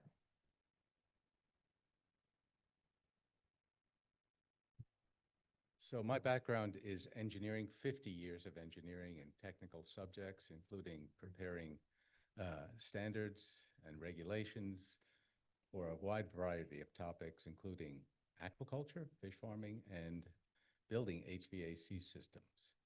But I am not an acoustic expert. So our noise ordinance, as it currently is written, has specific limitations on various aspects and activities that create noise: construction, leaf blowers, barking dogs, loud music, vehicle noise. All these intermittent noises are easily controlled by, investigated by our police department. So if you have a complaint, they can handle it. However, there's one kind of noise that is particularly difficult. It proposes a measurement challenge when it comes to a complaint or enforcement, and that is this permanently installed rooftop mechanical equipment. That's what we're talking about. That's what Jay Tevan was kind enough to clarify for us. That's on multi-story commercial buildings typically. And these include fans, compressors, blowers, things that make a lot of noise. And if these systems run continuously, they make a loud noise. And if the equipment were on the ground where you could just walk up to it, you would find that a violation is evident at a property line. But when this equipment is up on a roof, for instance, 50 feet above grade and set back from the edge of the roof so you can't see it, well, then investigating a noise complaint and a violation becomes much more complicated. Now, why is that more complicated? That's because this noise ordinance has a very specific designation of the measurement point. Only one measurement point is described, and that is at least 4 feet above ground, 1 foot into the receptor's property. You have to measure there. That's the complainant, let's say. However, measuring at this point may not show a violation because the equipment is not within the line of sight of the buildings. You can't see it from where you're measuring, and the sound, given the way wave phenomena operate, noise is transmitted through the air, it will be attenuated. You won't hear it. And sometimes you won't hear it at all because the building shields the noise from reaching the ground. Or there are locations where may not be possible for you to reach to take the measurement at that point because of safety or access concerns. Nonetheless, that noise from the rooftop equipment can reach neighboring properties that may be at a different elevation than ground level, such as a deck or a bedroom window, that will hear the full brunt of that noise, yet that measurement on the ground showed nothing. That was beyond the limitations.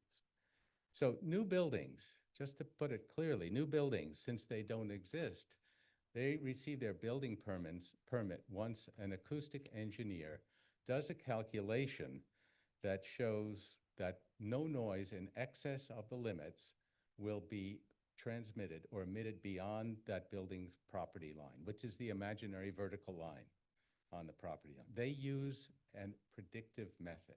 They do a calculation. Why? Because nothing exists. They take the specifications from the equipment manufacturer and so many decibels, and then they calculate how far the nearest property line is, and they use the spherical spreading formula, a very simple formula for a technical person to understand or for you to calculate on a calculator. But in practice, each doubling of the distance from a noise source results in a 6 decibel reduction in the noise. So if I measure something 50 feet away at 50 dB and I double the distance to 100 feet, I'm going to be at 44 dB. Now that's the spherical spreading formula is pretty simple to use. There's a formula you use, you can plug it on a calculator, but that's it. That's the level of complexity we're talking about here. My proposal will allow the use of the same method for enforcement after the building is constructed as is accepted for the building before it is constructed. Simply stated, we use an alternative measurement location for rooftop systems and calculate the sound, the noise level at the property line. It's that straightforward. Or if the designated area is not accessible, then you take a reading at another location and you measure the distance, you use the same formula. That is a conservative formula. Acoustic experts would not argue that it's going to understate, it will understate the noise value most frequently. So I've discussed this proposal with RTM committees, as you know, the Board of Selectmen's office, external experts, and have reviewed noise ordinance of multiple towns. And in fact, I've studied a handbook that exists for constructing noise ordinances. Believe it or not, there is one. And I've received valuable feedback to this proposal, including questions about whether it conforms to state statutes. It does. Whether it makes it more difficult for residents to report potential violations. It changes nothing else, so it doesn't make it any more difficult. Whether it is too technical or complicated, it may be, but the first paragraph of the noise ordinance under measurement principles indicates that personnel who are taking the measurement must be trained in the process of taking the measurements. So it won't be too technical for trained people. And then do other ordinances allow calculation methods to be used? Yes, they do. And they also permit alternative measurement locations to be used depending on the circumstances. And then there was this question raised about, in this specific instance, if it only applies to a few neighbors in the town, and why don't we institute a nuisance lawsuit? I'm not going to institute a nuisance lawsuit against a multi-billion-dollar insurance company, which is expert at fighting off anything, okay? And that's not the right approach to be taking. We want the town's noise ordinance to be appropriate for the situation. And not just that. With the continued development of Greenwich and the increasing construction of multi-story buildings, right? With rooftop equipment everywhere, without some limitations on them any longer because of some things that are happening in the state capitol, I think it's crucial that we update our noise ordinance to ensure the effective enforcement and complaint resolution of excess noise. And yes, of course, this proposal would help us, me and my neighbors, in addressing the current situation that we face, but we are not alone in that. There are other instances of this situation in the town. So I'm open to simplifying the language of the ordinance so that it is completely understandable. I've already attempted to do that. I've been speaking with people at the Board of Selectmen office who would be charged with making the measurements. And I proposed that we use a calculation method. There is no other way. So I've selected the simplest possible calculation method. Unless you can have a completely silent drone that has a noise meter on it and can go to a point in space and take a noise measurement, there's no other way but to use the accepted standard calculation method. So I'm looking for feedback. Tell me about your objections and your support. Thank you. Don't go too far, because I'm not sure what you are proposing is consistent with what we have, okay? I'm proposing that you. No, I'm talking now. Oh. You're listening, That's- okay? So what is going to happen is you are proposing an amendment, or Ms. Teven is proposing an amendment, I should say, to our noise ordinance, which is section 6B4B, 5B, but our current noise ordinance does not have an A, B, or C. I believe what you were attempting to amend was something that is not currently in our noise ordinance nor adopted. No, I would like confirmation from the law department to see if I understand this correctly. So you are proposing to add language that says, when the noise source is elevated above the ground level, specifically permanently installed rooftop mechanical equipment. Correct? Is that what you are? But that is in a clause that has lots of other stuff that is not currently in our noise ordinance. So you are proposing to add all of that as well? Well, that's a very important distinction because you did not indicate to me that that was the plan. I proposed a modification to the proposal that I made. No, Okay. that, Then if it's out of order, that's one Right. thing. okay. So the issue is that you were proposing to amend language to something that potentially you would like to put forward, but that was not the motion that we have before us right now. So I don't think that that can actually come forward because you're proposing to amend a section of the noise ordinance that doesn't actually exist. It could exist in the future. It just doesn't exist now. I don't know, there's a lot that you've added, right? You've added, obviously, your spherical spreading, and then you've added what is currently one sentence in 5, which just says measurements shall be taken at a point that is located about 1 foot beyond the property line of the emitters premises within the receptor's premises. And then you've added A, B, or C, but that's not what we were contemplating this evening. So I think in lieu of that, I mean, I don't think that this can move forward in this format, because what you are asking us to technically amend isn't even before us in our ordinance. Does everyone understand that? Barbara, do you want to just comment on that? Yeah, sorry to put you on the spot. I just realized this is the peril of when you take an amendment from the floor sometimes. Right. It does seem like this is going to need to come back before the body with the proper amendment to what exists.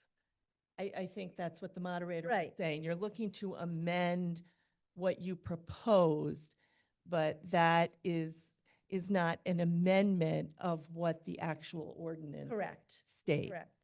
So it just needs some further work. It can come back before the body. Yes, Mr. Stillman. This part really isn't open up for debate, but that's okay. Fine, I fully understand. I expect that there will be a second read, and that following comments, that I will modify the ordinance.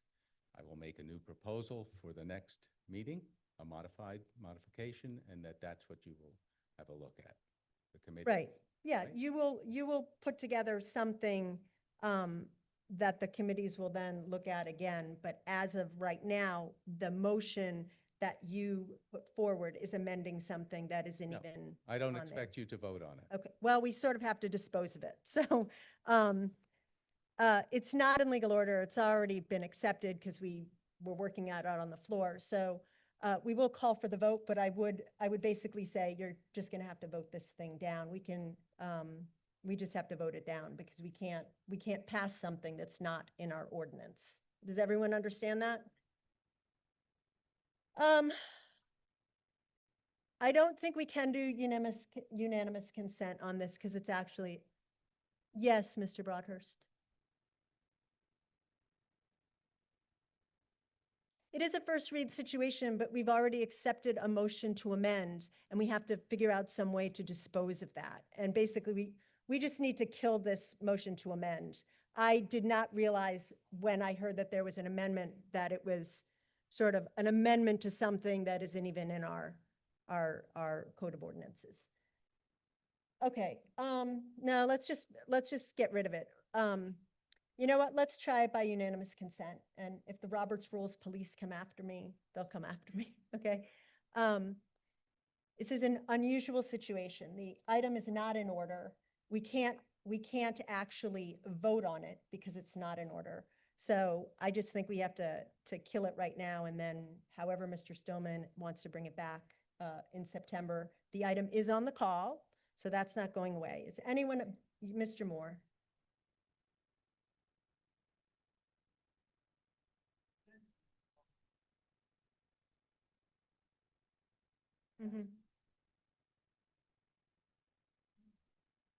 Not after I've accepted it. So once you can withdraw up until the point that it's put before the body and accepted. Now we own it and we collectively have to figure out what to do with it.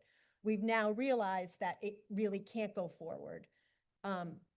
It's like beating a dead horse. We just want to get it off our docket. Does anyone object to just unanimous consent, voting no on this? Okay, the amendment has fit. We are not voting, hang on, Mr. Dudakis. We are voting no on the amendments, okay? So does anyone object to that? Okay, fantastic. So the motion, Ms. Stevens' motion by unanimous consent has been voted down. Now, that brings us to the item, which is subject to a second read. I highly doubt that anyone is going to move to postpone or waive the second read to take a dispositive vote on the item this evening. I could be wrong, but I don't think that's going to happen. So this item is automatically going to appear on the call as is in September. Everybody clear what's happened? Okay, so the Teven motion has gone away. The item remains on the call. It'll come back in September as it appears on the call. It can be worked on at the committees and you can do whatever you want, but it's coming back in September. Good, all good?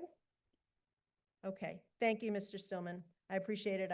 I'm sorry for all that confusion, but sometimes the legislative body can be messy. Okay, that now brings us to our next item, which is what, 28, I think, the main event? Is that where we're going? Oh, huh? Okay. All right. Item 28, which is being submitted on behalf of District 8 as a SOMR. So, who is going to be offering that? Is it Mr. Cruikshank? Is it Cheryl Moss? Who's reading the motion?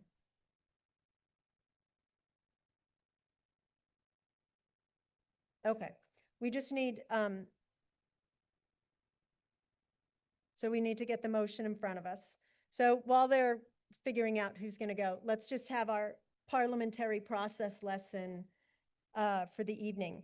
So a SOMR, as you know, is a non-binding piece of legislation. It's an expression of opinion. It does not have to be in legal order to accept it. How do you even begin to determine if an opinion is in legal order? So of course, there's some exceptions. You know, if it was something completely ridiculous that, you know, violated state or federal law, I would politely say, I'm sorry, we're not going to take it up. But that's not the case with this. There's some things that are contained in the SOMR that are possibly in violation of the charter. So if this item were to come forward as a binding piece of legislation in the future, the proponents would have to tinker with it to make sure there are no conflicts. But at this moment in time, as I said, a SOMR does not need to be in legal order, and the proponents are free to bring it forward. So Ms. Moss, with that, I invite you to introduce your resolution. Thank you, Madam Moderator. This is item 28 is a motion as a SOMR from District 8 asking that the BET and the First Selectman present to the full RTM in September their specific and detailed plan to adjust the capital plan, and also to proposal for developing a policy for the budget guidelines for fiscal year 2026-27 and all future years to allow for all BET members to be involved in drafting the guidelines, et cetera, et cetera. Is there a second? The item has been moved and seconded and is now before us. May we have the reports from the committees that consider this? I think all of them did, so they can just start winding their way down, beginning with Mr. Waters, Chair of our Budget Overview Committee.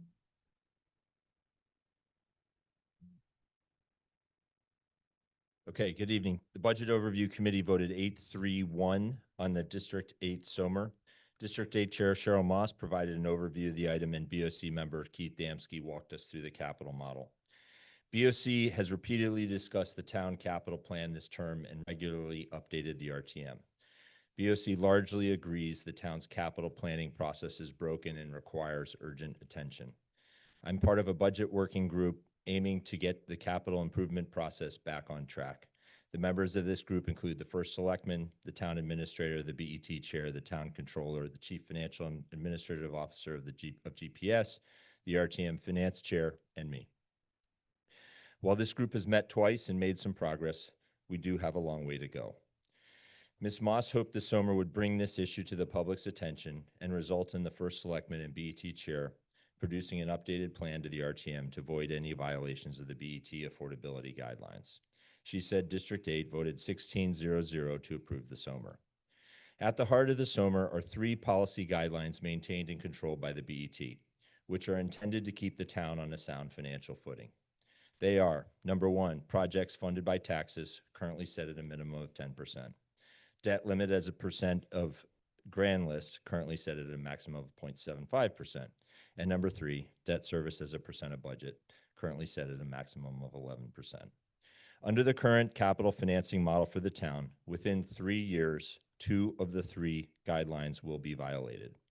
5 years from now, it looks like all 3 will be violated.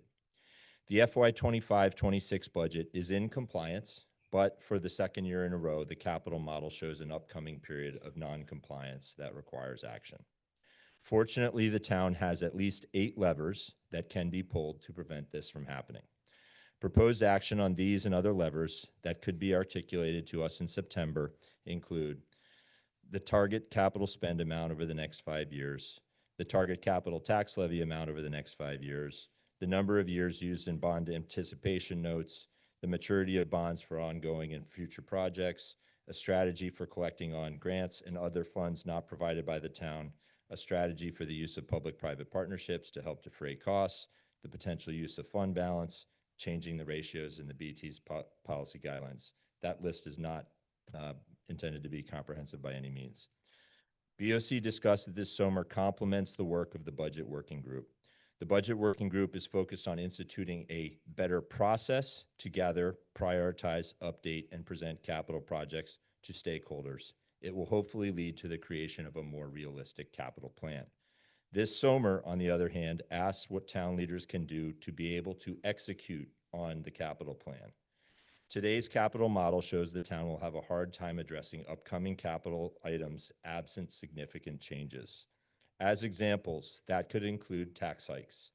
It could include greater use of public-private partnerships or updating the ratios. It could also include not funding major upcoming projects like the Riverside or North Street renovations, the Hamel Rink replacement, the Grove Lane or West Brother Brook drainage projects, the Coastal Resiliency Plan, the flood protection improvements at Grass Island, or other projects that emerge, like the need to replace the Greenwich High School swimming pool. 3 BET Republicans attended our meeting to oppose the SOMR. One said the SOMR is out of the RTM's lane, recommending a BOC goals letter. BOC reminded her that a letter would not fix this issue. Another encouraged the RTM to cut labor costs in capital projects, saying BOC members didn't know what they were talking about, despite having discussed this repeatedly this term. When pressed, this member could not articulate the issue differently. Finally, one BET member said the capital model isn't accurate and will change, and that the BET Debt Policy Committee hasn't met in 4 or 5 years. When asked why that was the case, she said she isn't the chair and doesn't convene the Debt Policy Committee. No BET members could say why it was unreasonable for the RTM to pass a non-binding SOMR, asking the First Selectman and BET Chair to provide an update to the RTM on an important topic in September. BOC voted 8-3-1. Districts 9, 10, and 11 voted no and said they didn't feel this was an appropriate SOMR, while acknowledging an issue with the model and the capital plan. Those in favor felt it was important to tackle this urgent problem on multiple fronts. Thank you. Thank you. Who's going next? Cheryl Moss, Chair of Public Works Committee. Good evening, Madam Moderator, fellow members of the RTM, and all of our guests.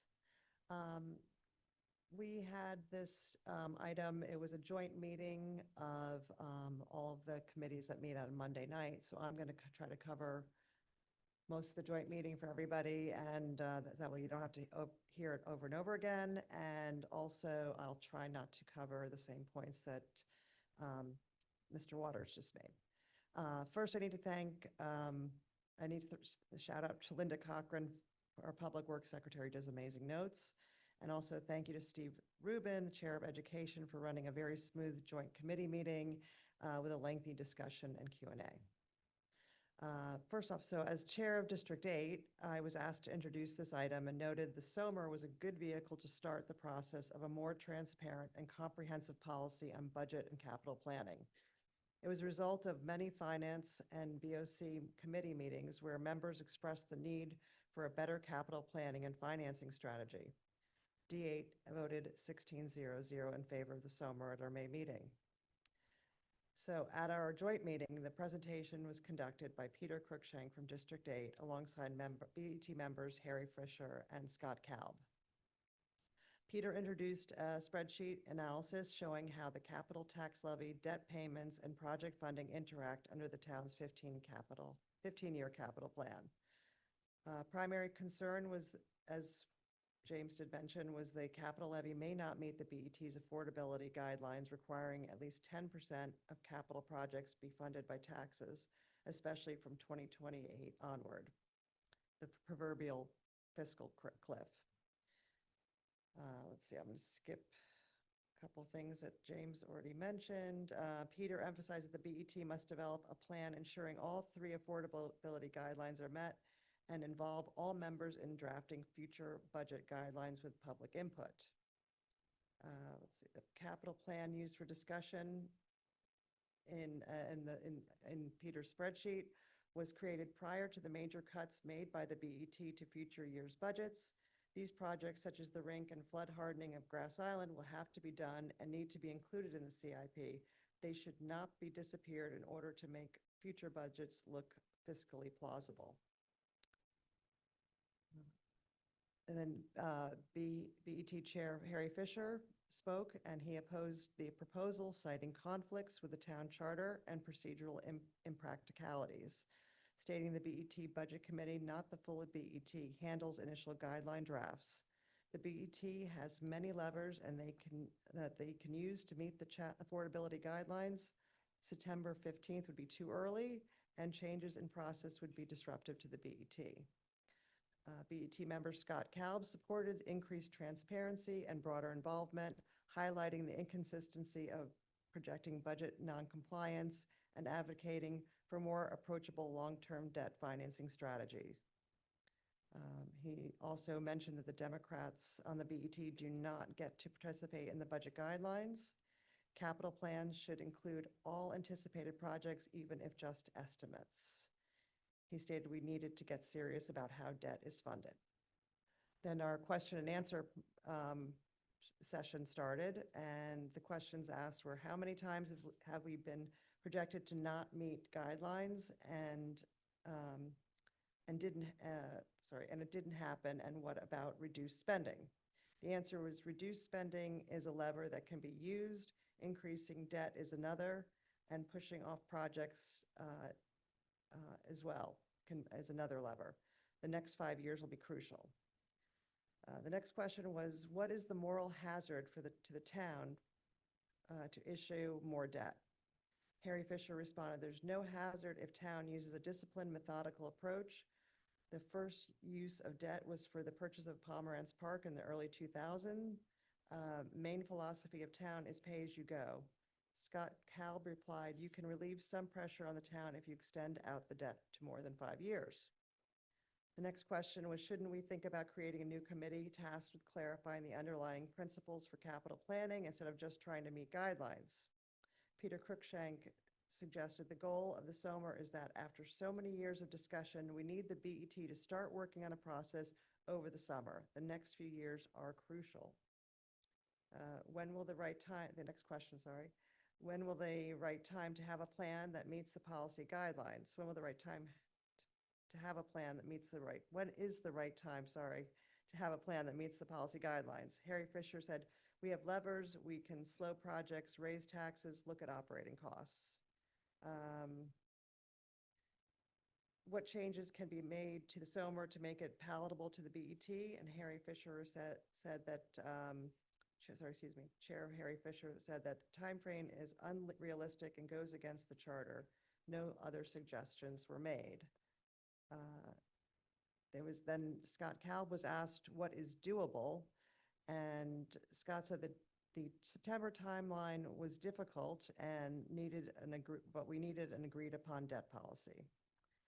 Then the question and answer session was closed, and Public Works, all the committees, we had a few other items to discuss, but then after that, the committees convened to their own rooms.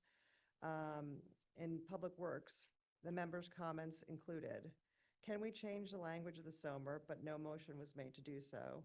The main issue is debt. Republicans want pay-as-you-go, 2 to 5 year financing, and Democrats want longer term. Overall, there was not much objection to the SOMR, but some members don't like SOMRs generally, as they believe they were a waste of time.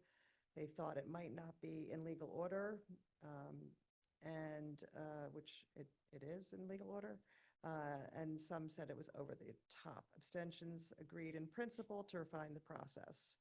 The vote was 4-5-2 with D1 absent. I also have a District 8. Yeah, you can do your- But I'll do it after the other committees. You can do however you want to do your reports. Okay. Okay.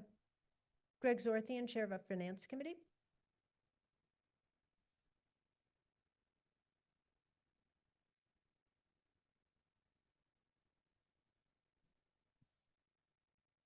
I'm going to be short as almost all the topic was covered on the previous two speakers. Finance also participated in the joint committee meeting, and then we did our own meeting with the same cast of participants. Much of the discussion centered on timing, which was pointed out, I think, by both Scott and Harry, that the timing was not possible to do this kind of presentation. There was discussion about this not being part of the charter, and the committee felt that there needed to be an improved process here, that the Finance Committee, Joint Finance Committee, BOC, Town Official Committee, looking at this process was a good start, but it needed to pick up its pace and complete the process soon. The vote from Finance on this was 6-3-3. Districts 1, 7, and 10 opposed it. Districts 3, 4, and 11 abstained. Those who opposed felt it was either not within our realm to do this, or that there were other levers to be pulled. The 3 abstentions pretty much felt that this was an important issue, but this was not the process to go about it. Thank you. Dan Quigley, Chair of our Land Use Committee.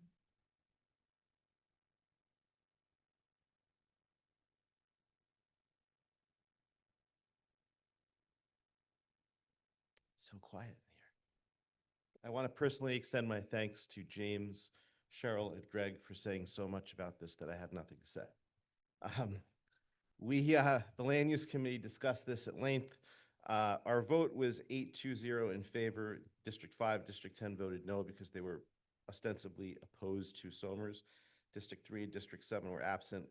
We did feel that the yes votes felt that this sent a message that was appropriate. The town capital planning has fallen into a sort of reactionary mode, and that although this is not binding, it could send a signal that we would like the town to be more proactive and to have a better plan as we go forward with regard to capital spending. Thanks. Thank you. Anthony Moore, are you going next? Anthony Moore, Chair of our Transportation Committee. Thank you, Madam Moderator, for not calling Transportation Committee last. I will be brief. Members discussed whether the resolution had requested actions of the BET that are beyond its power to order versus the reality that no SOMER can order anything. We questioned how effective sending a non-binding message to the BET might be, and we also discussed the degree to which BET actions to address the capital plan might risk instigating a cycle of expanding services and higher mill rates. In the end, members centered on the magnitude of the potential problem, the lack of awareness and transparency about it. There was a broad sentiment in favor of a public accounting, and members were satisfied that this SOMER urges the BET and the First Selectman to do just that. Transportation voted 10-0-0 in favor of it. Thank you. Thank you. Allison Solar, Chair of the Health and Human Services Committee.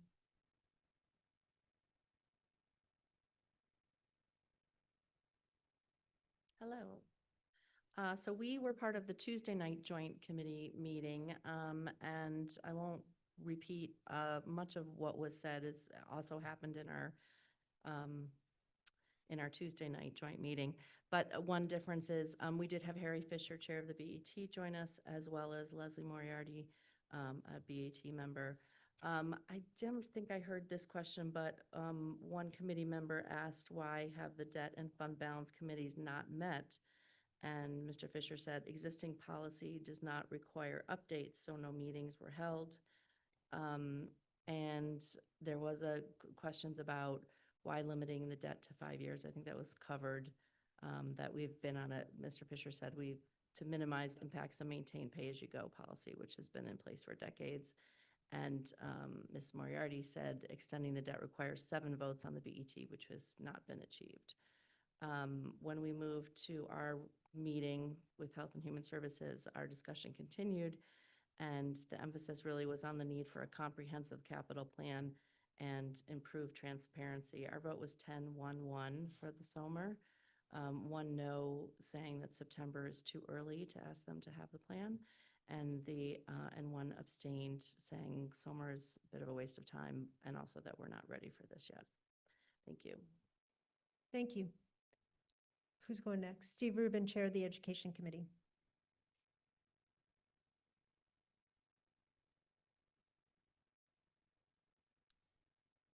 Good evening again. First of all, we were part of the joint meeting that you heard about on Monday evening, and I want to thank my fellow chairs. I think we had a great meeting and it was successful, and thank you to everybody for making it happen so well. The Education Committee took this up, as you heard. I'm going to skip over all the details that everybody's heard from our previous reports. Many members of the Education Committee expressed support for the concept and intent of the SOMR. We, however, felt that it was too specific and included parts that were not attainable.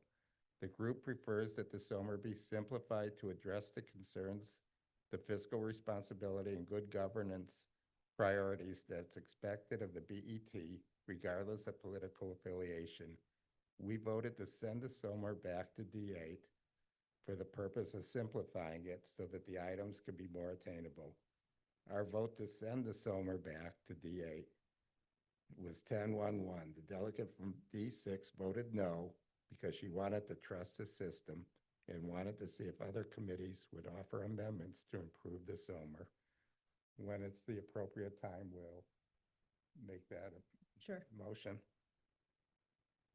Josh Brown, Chair of Town Services Committee. Madam Moderator, fellow members and guest, Town Services met. We participated in the joint meeting on Tuesday night. And our vote in Town Services was 2-4-4. General sentiment is that we need a better process. That was pretty clear. Some felt very strongly that we should move more expeditiously to get there. Others felt we needed to make the change. Maybe the timing wasn't right. And so that would be my assessment of how the vote, 2-4-4. Thank you. Catherine LaBalbo, Chair of our Parks and Rec Committee.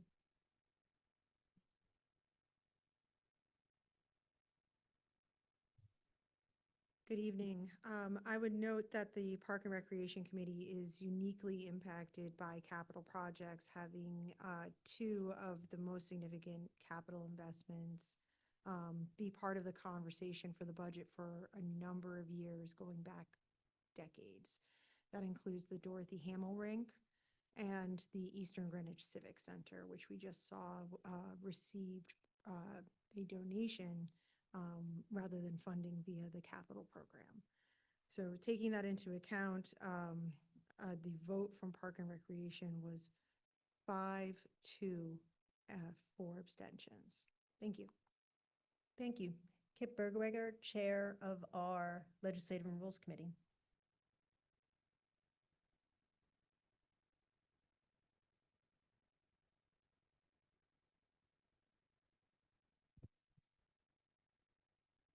Legislative and Rules participated in the joint meeting. And at our separate meeting, two members of Legislative Rules are members of District 8 and noted that the district had voted unanimously in favor of the SOMR. Some members of the committee expressed discomfort with the requests of the BET. Questions were raised about the timing. Ms. Vasiliotis told us that the guidelines are not completed until October or November, and that most information about what will be in the budget isn't available until January. Members also expressed that removing projects that are known to be on the horizon from the capital plan was not a good practice. Our vote on legal order was 11-0-1, and on the merits was 4-4-4. Districts 2, 6, 7, and 10 voted against. Districts 1, 3, 5, and 12 were abstained. Members voting against did not feel that the SOMR was appropriate or wasn't actionable. Abstentions had similar concerns but felt that an amended SOMR would alleviate their concerns. Thank you. Ms. Moss with the District 8 report now. Good evening. When Peter Cruikshank presented his budget, well, first of all, let me thank Peter Cruikshank for all the work he did on this. It's an incredible amount of investigation that he did, and I'm just amazed at all the time he's put into this. So when he presented his budget report at our March meeting, to say our district members were concerned is an understatement. We all agreed that many RTM members needed to be similarly educated and aware of this ticking time bomb.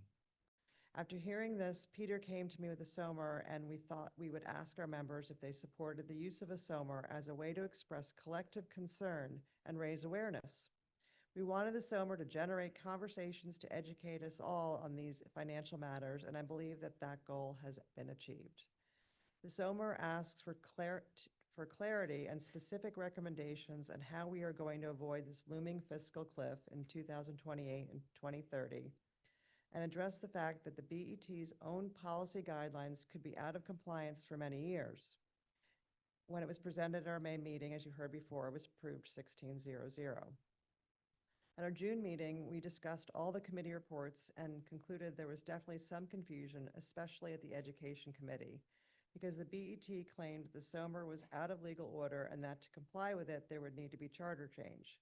Both claims are false or misleading. If anything, the charter seems to require the first selectman and the BET to leave all those deleted projects, in the 15-year plan. There's no reason not to address these capital project funding issues now. The SOMR requests the first selectman and the BET chair to present their plans at our September 15th, 2025 meeting, which is at the beginning of the next budget cycle. Pushing back the SOMR to September 15th means we will not hear their proposals until our October 27th meeting at the earliest. The budget guidelines will probably be published by then, and we will lose another year in getting answers to these requests if the SOMR is referred back to D8, as is about to be proposed by the Education Committee, continuing this cycle of wait and see to what will fall down next. Don't get caught in the minutia of semantics on this SOMR. View it as a way to convey our collective concern, to signal our priorities, and to request specific information. We deserve to know how this serious issue can and will be managed. As RTM members, our main purpose is to approve the budget and bonding for the budget. We cannot continue to budget based on what is currently falling down. In not delaying and improving this SOMR tonight, we show the town we are being fiscally responsible. We are paying attention. We are looking out for the residents of this town. We cannot continue to blindly pass budgets without an understanding of how this BET plans to fund current and future projects. We cannot keep approving budgets and bonding with the knowledge that it is leading us to a fiscal cliff, and as far as we can tell, the BET has no plans to keep us from falling off. D8 respectfully asks the RTM to please vote no to the education motion and yes to the SOMR. Thank you very much. Thank you. Have we gotten through, I know, Mr. Rubin, everybody's, I think I've lost count, but all the committees have gone. So I think, Mr. Rubin, you are just offering your motion on behalf of education at this time.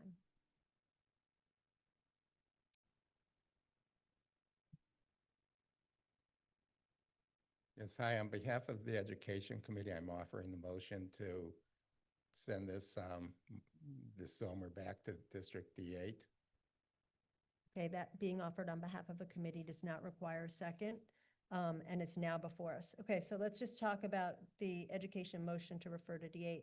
A motion to refer does not allow you to get into the merits of the actual item. There will be, after we dispense of this motion, there will be debate on the merits of the item.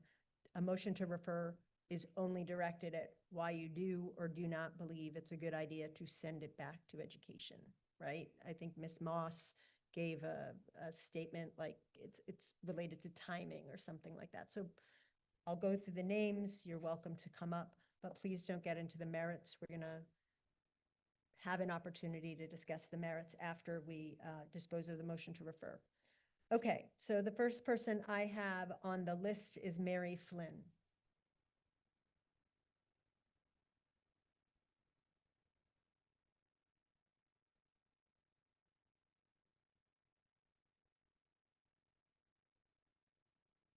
And to be followed by James Waters. So if you guys want to queue up.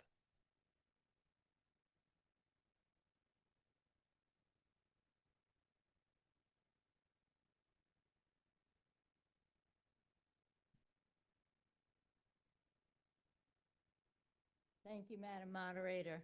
I'm Mary Flynn from D12. I'm on the Education Committee, and in committee, I voted to postpone and send this SOMR back to D8 to give it a little more clarity and simplicity.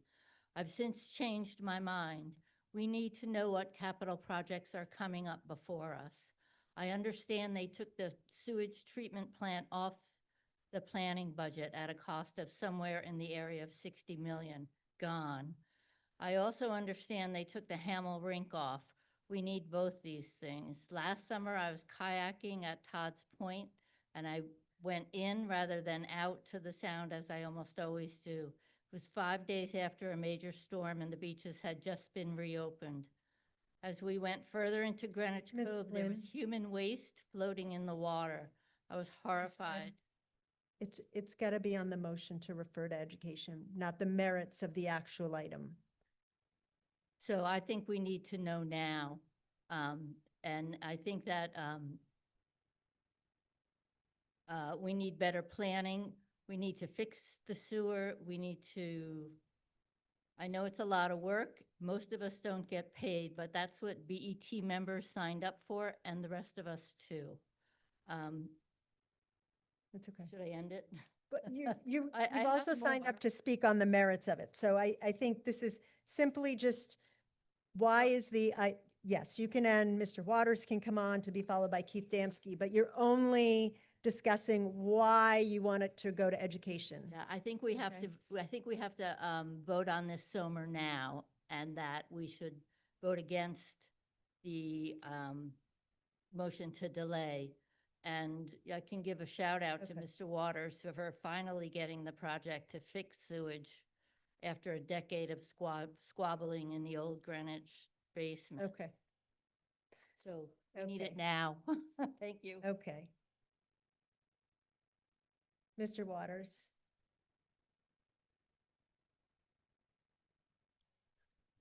Good evening. I urge you to vote no on the Education Committee's motion to refer this back to District 8. In my opinion, this motion accomplishes nothing. It kicks the can down the road on a known problem facing the town, a problem created in the first place by kicking known cans down the road. I've heard people say they feel the SOMR is too specific and would like to see it simplified. I'd argue the SOMR is purposely specific and already very simple, specifying a known, quantifiable, and timely problem in the capital plan and the financing model. It asks the first selectman and BET chair to update us in September on how they plan to address it. It's no more complicated than that. It mandates nothing. It gives the first selectman and BET chair supreme flexibility on how they want to approach the capital plan itself.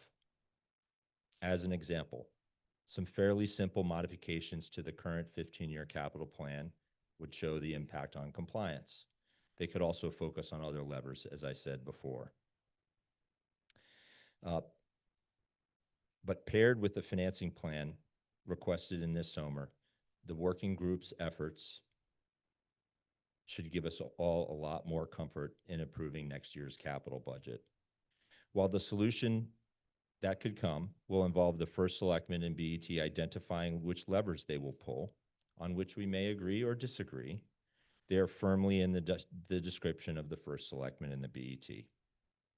The RTM should know the plan to begin to address it, as their response may have an impact on our consideration of future capital projects and interim appropriations in the coming year. Each and every one of them will have a bearing on this problem. One other point I would remind everyone is that the SOMR was approved by 6 RTM committees, and it failed in 3. Across all committees, For every member who voted against the SOMER in committee, there were 2.5 members who voted in favor of it. Please vote no on the motion to refer back, as it solves nothing. Thank you. Okay, Keith Damsky to be followed by Fred Camillo, who's on. You've got him. Okay. Mr. Damsky. Sure, thank you. So I'm just going to focus on the D8 motion, and I think it's worth unpacking one or two things in respect of it. So the notes from the Education Committee say that the reason for the motion is the purpose of simplifying it so that the items can be more attainable. So if the issue is whether they are attainable, let's consider what the SOMER is requesting. It asks for two things: a plan to adjust a capital plan. That is a strategy. The other is a proposal for developing a policy. That is for broader input in drafting the budget guidelines. Stated differently, that's transparency. Strategy and transparency. Let's unpack that a little bit further. From a strategy perspective, the BET's best efforts model for long-term capital forecasts show that there are some serious financial issues ahead. That's not only based on the BET's own criteria, but any prudent review. Now, why now? This has... Okay. Mr. Dudakis, are you going to say this is not germane to the, right, okay. And I will say that it is. Okay. So Let me I'll continue on and make sure that I'm addressing exactly the issue of the motion. The motion is saying that these items need to be more attainable. That's why it's being relegated back. So I'm addressing their attainability, and I will do so very quickly. Okay, let me explain what a motion to refer is again for everyone. A motion to refer does not go into the merits of the item, right? It is simply, do you or do you not want to refer to education? It's sort of a very easy question, yes or no. I would encourage you to get to that point quickly, and anyone else who follows sort of go in that same vein. You will have an opportunity to debate the merits after we get through this motion. Go ahead, Mr. Damsky. Absolutely. So the timeliness is important because the issues that we face have existed since the beginning of all of our terms. Cutting very quickly to the chase, transparency and an articulated strategy are something that we ought to presume are attainable after a year and 9 months into the term. We have all experienced the alternative. Thank you. Okay. Mr. Fred Camillo, First Selectman Camillo is on the phone, and he will be addressing the motion to refer, I hope. Can you hear me, Madam? Oh, we Moderator? can. Thank you. Good evening, everybody. I was actually signed up for on the item, but certainly I could speak to the motion to refer. You know, I would say debate it now rather than refer it. I have issues with the item, so I'll just say I would not be in favor of deferring it, but I would like to speak on the item when that time comes. That was a brilliant listen. You had your listening ears on, First Selectman Camillo, and you did the debate on the motion to refer perfectly. Okay. Craig Chapman to be followed by Harry Fisher. Did you want to say anything, Mr. Fisher, or you're speaking on, you're going to pass on this, or are you going to, Craig Chapman goes next, but Craig Chapman is passing. Mr. Fisher, did you want to speak on this? Again, just the motion to refer. I'll just second Mr. Camillo's comments that I'd rather debate this tonight. Thank you. Peter Cruikshank. To be followed by Steve Rubin.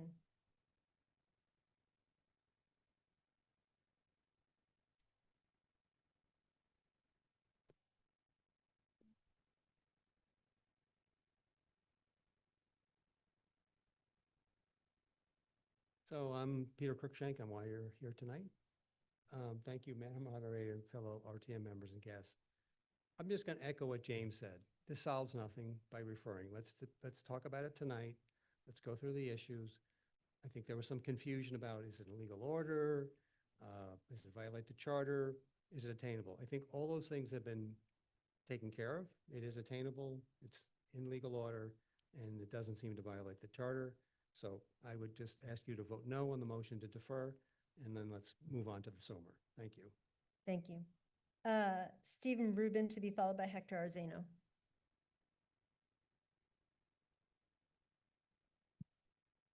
I'm going to actually surprise you all. First of all, I want to tell you I'm speaking as an individual, not as the chairman of the Education Committee. I want to make that very clear to everybody. I also want you to know that I sent out a memo to the Education Committee telling them that I was going to be speaking, so there's no surprises to any of them. Based on the information that was presented to the Education Committee, I was in favor of referring the SOMR back to D8 for the purpose of simplifying it. Since our meeting, I've learned from other members of the BET and other committees, including LNR, that the SOMR requests as presented by D8 were in legal order with the town charter, and its requests can be feasibly accomplished. Several members several of the same BET members who ignored our previous SOMRs have now been campaigning against this SOMR. Although I still feel the SOMR could be simplified, the timing for our next budget cycle is crucial and too important to ignore. I therefore now feel that we should reject the motion to refer this back to DA and keep the SOMR on the floor and pass it tonight. This SOMR promotes the fiscal responsibility and good governance needed to protect the residents that we have been elected to serve. Thank you. Thank you. Hector Arzano to be followed by Lucy Von Brockel. 2 passes. Yeah, are you passing, Mr. Arzano, or are you coming up? Okay, thank you. Lucy Von Brockel, passing. Scott Kalb. Woohoo. Jenny Krob. Fantastic. Okay, that concludes our speaker list for the motion to, the education motion to refer. You will all have an opportunity to discuss the merits after we take this vote. So Craig, could you please prepare the voting card for education motion to refer item 28 to District 8?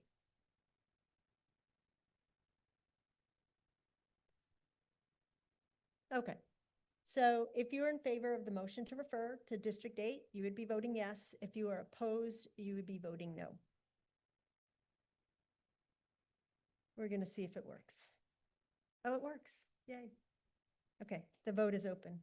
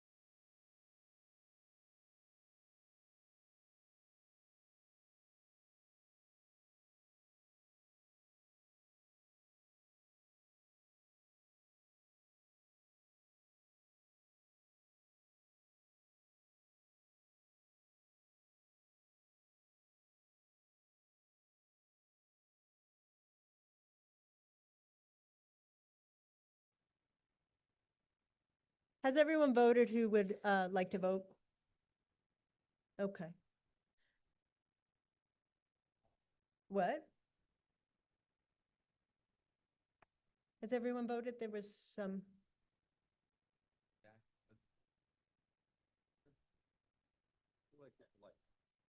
I don't know if he's here anymore. I think some people have left.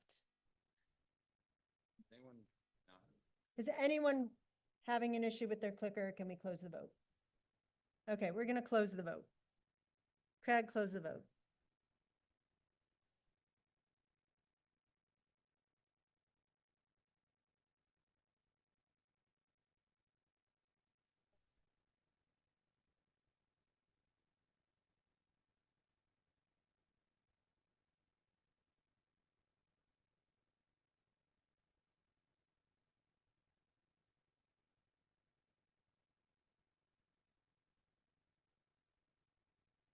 I have the result on the education motion to refer this item to District 8 for further work. Those in favor, 36, opposed 121, abstaining 1. That item has failed. Craig, can you show the vote?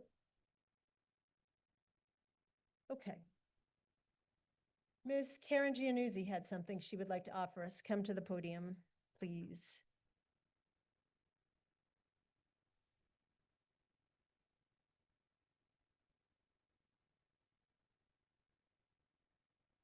Madam Moderator, I'd like to make a motion to limit debate on the next item.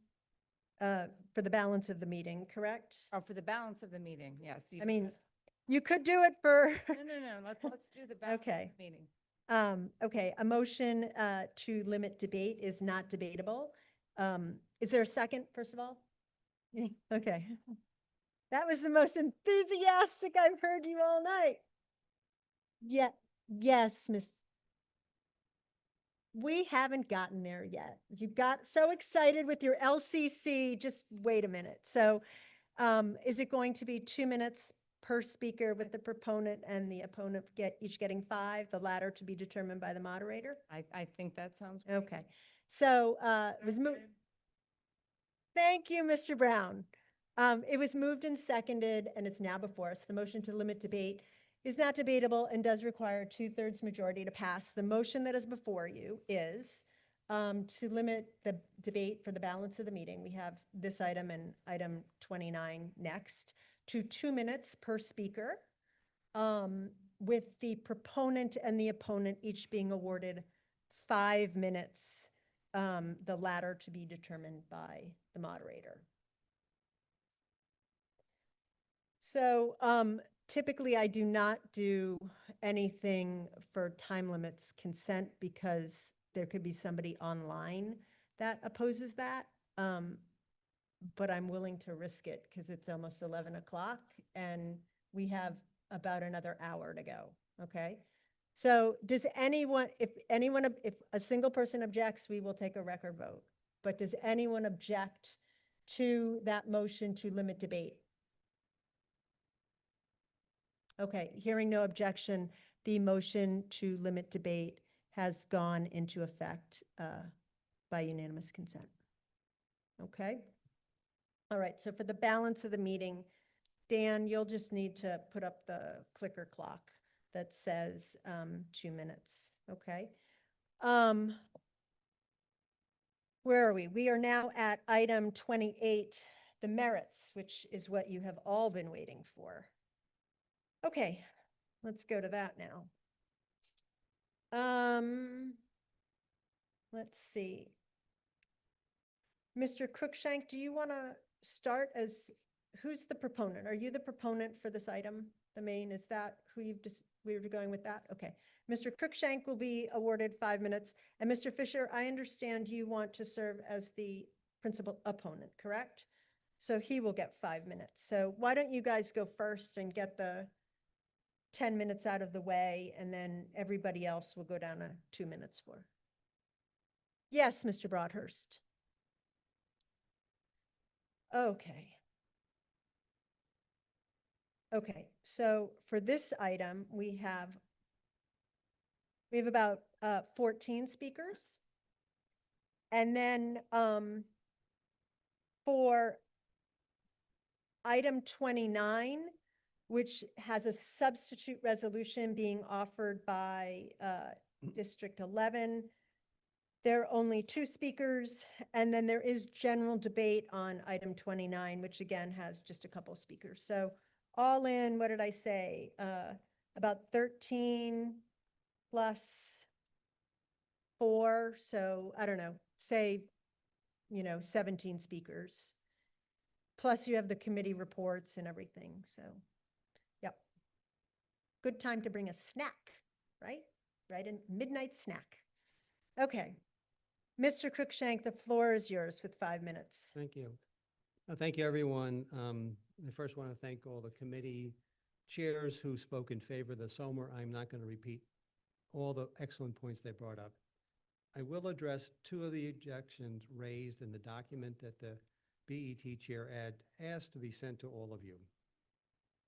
The first objection is that there will be, quote, "no specific and detailed capital plan that can be given in September to anyone," end quote. I would argue, actually, we have a capital plan. It's what was presented to us in May for a vote. It has the 14 future years laid out in detail. All our finance department will need to do is tack on a 15th year. Can they model it? We've been doing this since 2007. They can figure out what a 15th year would look like. And this is a modeling exercise, so you don't have to get this down to the dollar. So in my view, it's actually fairly easy to create a baseline 15-year capital plan. What would the next steps be? Well, I would think that the BE chair would select some BET members to work on this model review. The team then would meet with the first selectman, the town administrator, the superintendent of schools, the BOE CFO and administrator. And the goal of these meetings was to determine, barring extraordinary circumstances, which of the $142 million in capital projects that the BET removed from the plan, that the BET would say, you know what, we should add them back to the plan. Let's just add them back to the 15-year plan so we can have them for the review. Again, 142 million were removed. Just tell us specifically, in September, Harry, which of the projects were added back so we know. And I think, by the way, and Cheryl mentioned this, that removing future year capital plans does seem to be in violation of Section 21 of the Charter. You can all look it up later tonight. I'm sure you are familiar with it. According to Controller Pete Minarski, this has never been done before, removing future year plans. The next step would be to look at the options to make this capital plan in compliance with the BET's own funding guidelines. The BET chair has said there's lots of levers. The first one, and again, I'm going to just go through the top three, increase the capital tax levy. That is totally in control of the BET. The second lever, cutting spending, as we've seen, $142 million, that's totally within the BET's control as well. So the BET chair in September could present a plan just using one of those levers or both of those levers in some combination to avoid the debt cliff in 2028, 30, and the future years. How about the third major lever, potentially lengthening the term of debt we can issue from 5 years to some longer term? That lever cannot be pulled now. Why? Because every bonding resolution that the RTM has approved limits the comptroller to issuing 2 years of bond appreciation notes and then 5-year bonds. The BET on its own cannot authorize issuing longer-term bonds. They need our approval. What's the solution there? It's simple. The BET Democrats proposed in April to have the BET approve sending a resolution to us to allow longer-term bonds for the $155 million on debt that still needs to be issued just for the CMS and the Old Greenwich School projects, $155 million. This motion, had it been passed, doesn't specify what the term would be. It just allows that option to exist. The BET Republicans voted against this motion. Unless the RTM is asked to modify these bond resolutions this fall and approves that resolution, the controller will have no choice but to once again issue 5-year bonds when the town next issues bonds in January 2026. So that lever, extending the term, is not available. About the budget guideline proposals, I agree with the BET chair that starting the process in a small committee makes a lot of sense. But I see no reason why BET members cannot participate earlier as observers. The BET should welcome public input into the draft guidelines. That's just good governance, and welcome that public input before they're finalized. The BET chair can schedule a public meeting on any topic. Why not schedule a public meeting now? Everything this summer is doable. Please vote yes on item 28 to promote transparency and open dialogue on our budget process. Thank you very much. Thank you.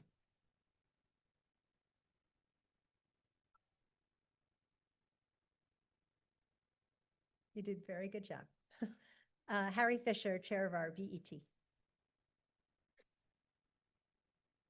Good evening again. I've got some prepared remarks, and if I have time, I'll address some things that have come up. While a SOMER cannot be a violation of the town charter in and of itself, the requests of the SOMER in item 28 abrogate many aspects of the charter.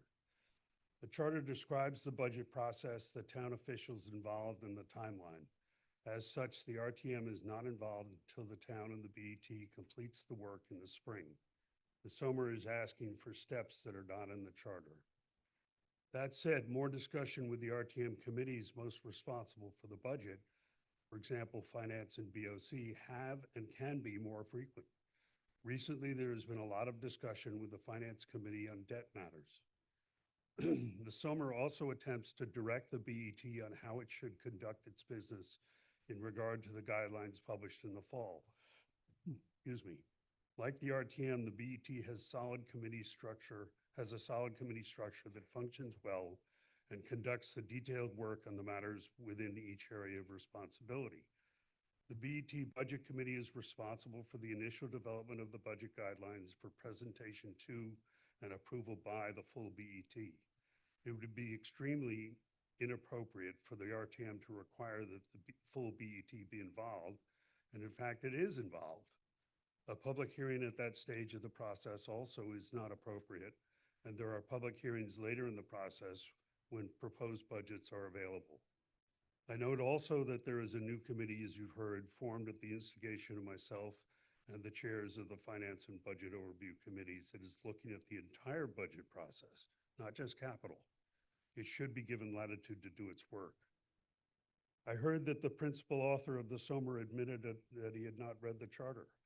I suggest also that engaging more with the BOC and Finance Committee of the RTM prior to drafting the SOMER would have been helpful. In conclusion, while a SOMER is non-binding and anything can be asked, it is requiring the BET to do certain actions and report to the RTM that are not within the powers granted by the town charter. As such, that is not in legal order.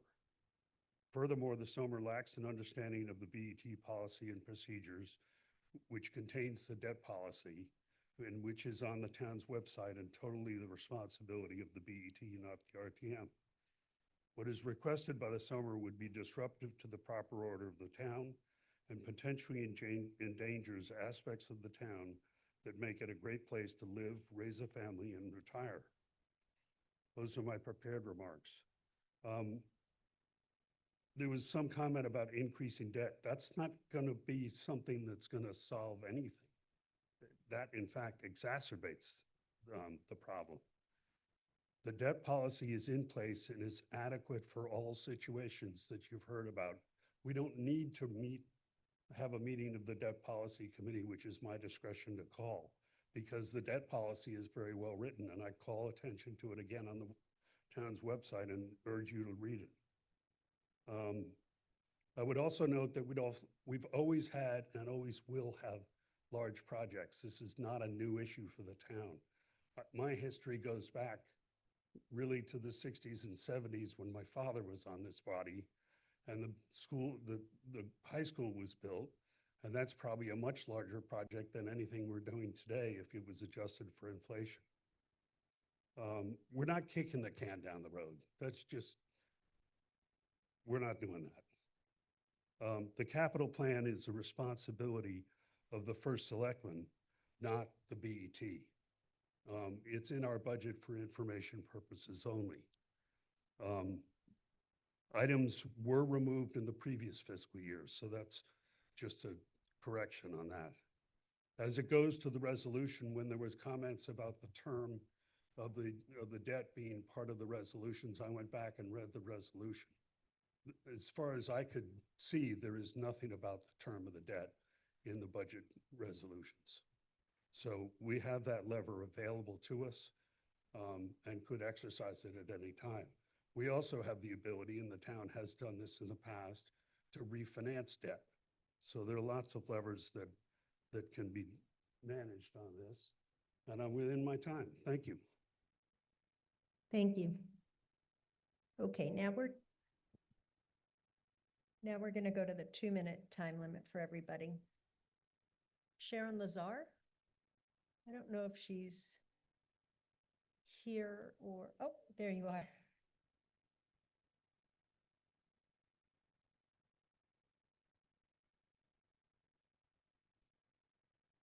Good evening, Madam Moderator, RTM colleagues and guests.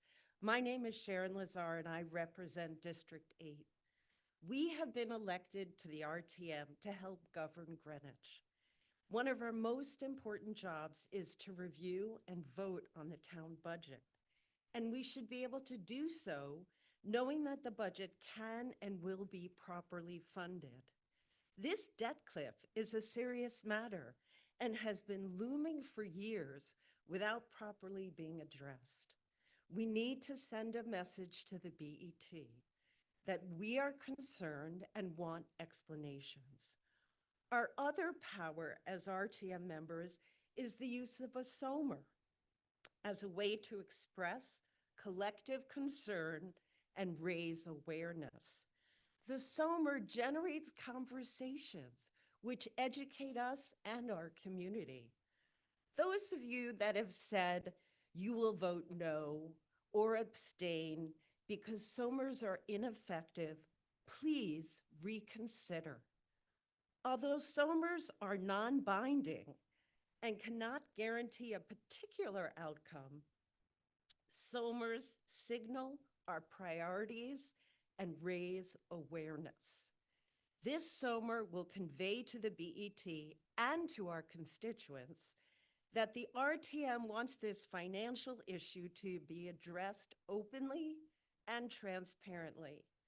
We want the BET to present its plan in September to mitigate this financial issue. It's time to ask the BET to explain how this debt cliff can be responsibly managed. Please vote yes on item 28. Thank you. Thank you.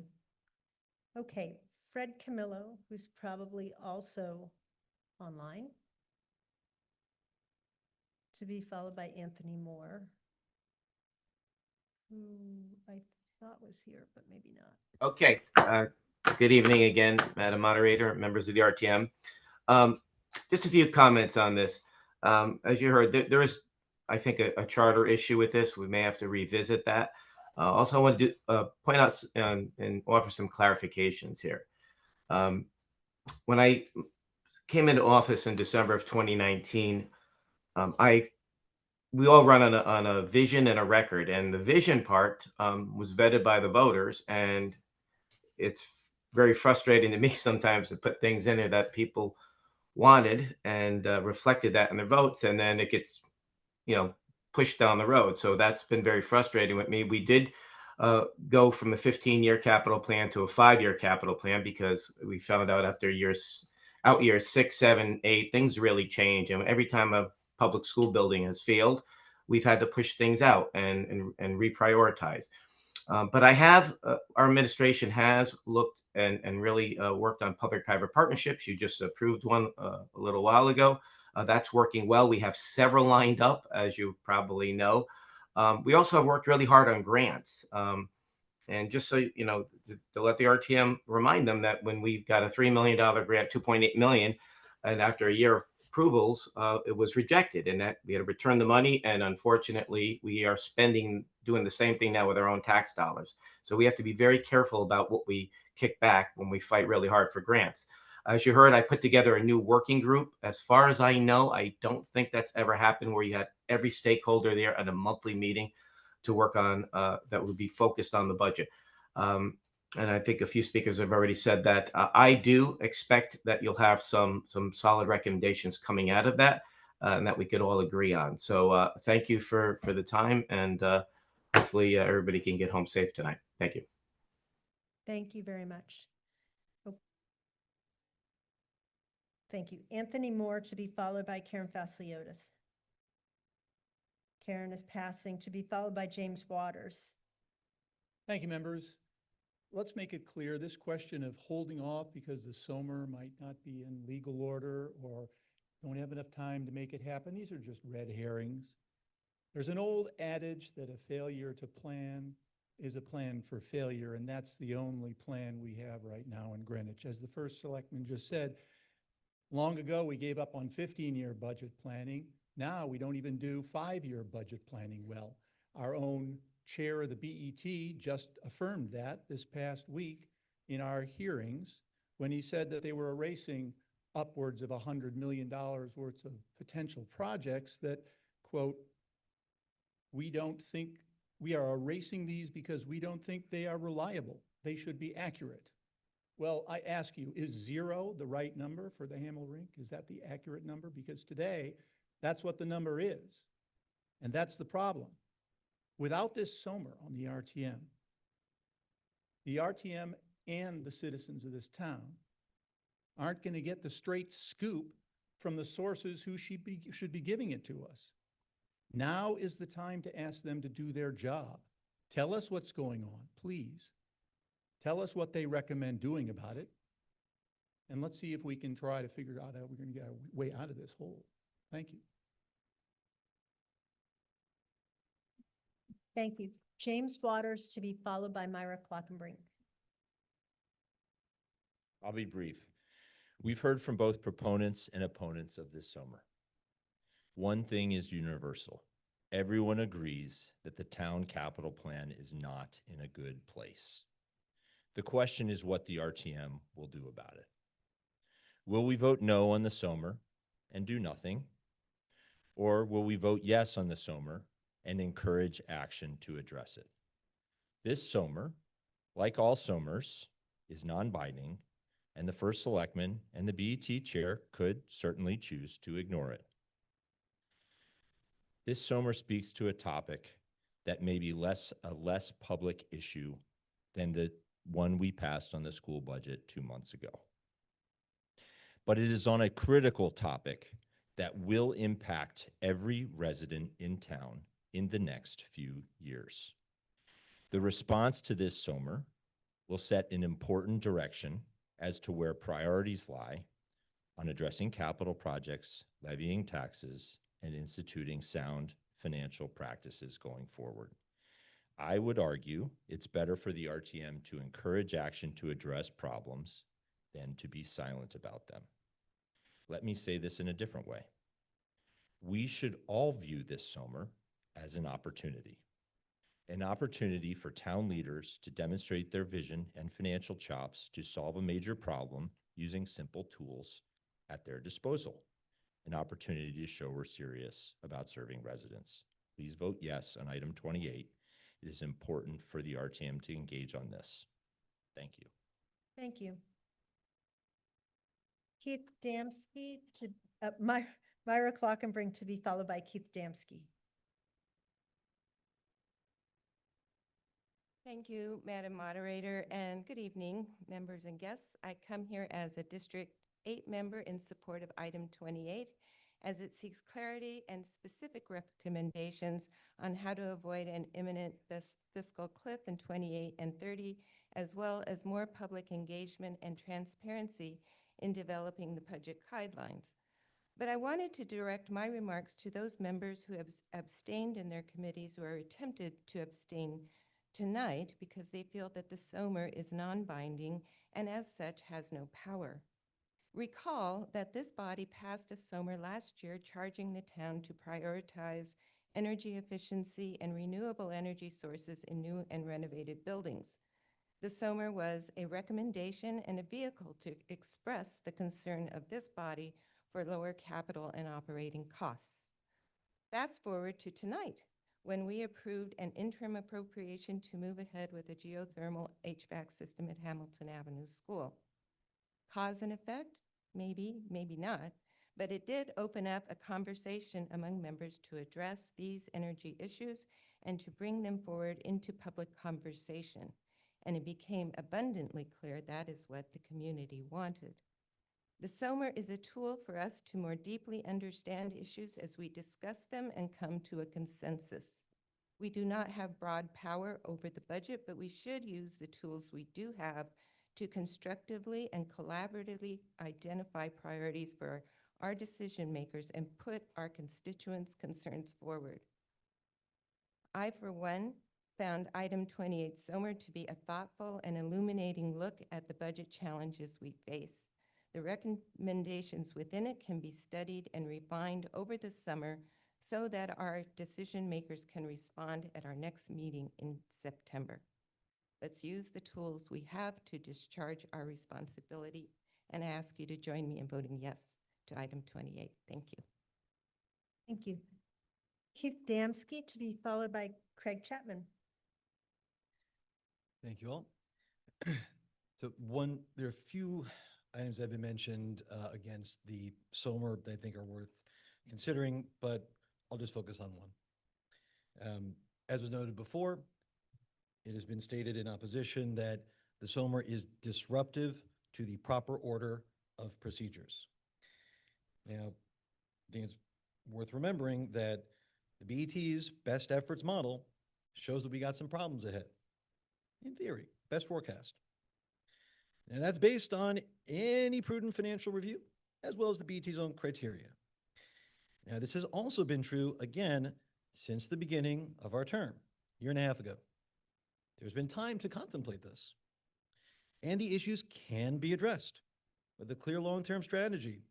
I won't bore you with all the levers, but fundamentally, you got project spend levels and prioritization, capital tax levy rise and flex, and debt maturity policy, or maybe all of the above. This is possible. Now, if we do not want to address long-term capital challenges prospectively, we are left, I will remind everyone, with our current approach. Project cuts and delays at the 11th hour, and pretending that large future projects don't exist.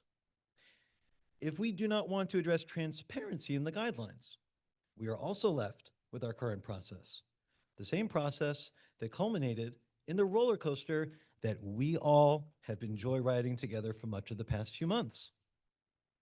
So, let's ask for strategy and transparency to restore proper order to procedures. Thanks. Thank you. Craig Chapman to be followed by Bob Cheney.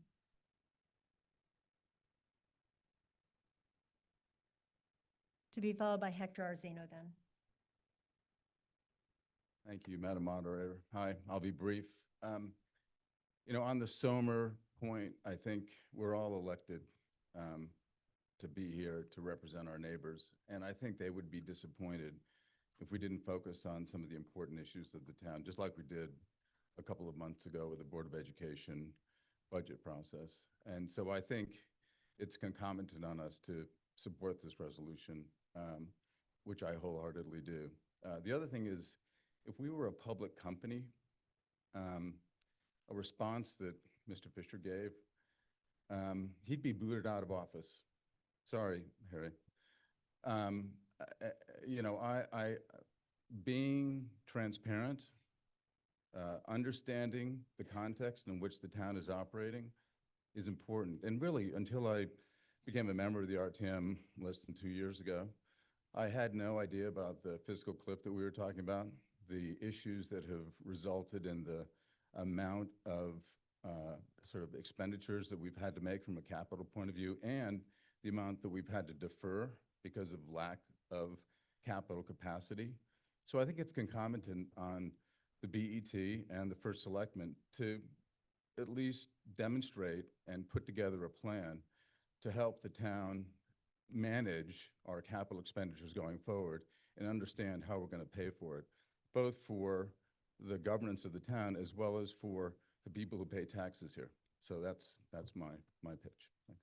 Thank you. Hector Arzano to be followed by Scott Cab.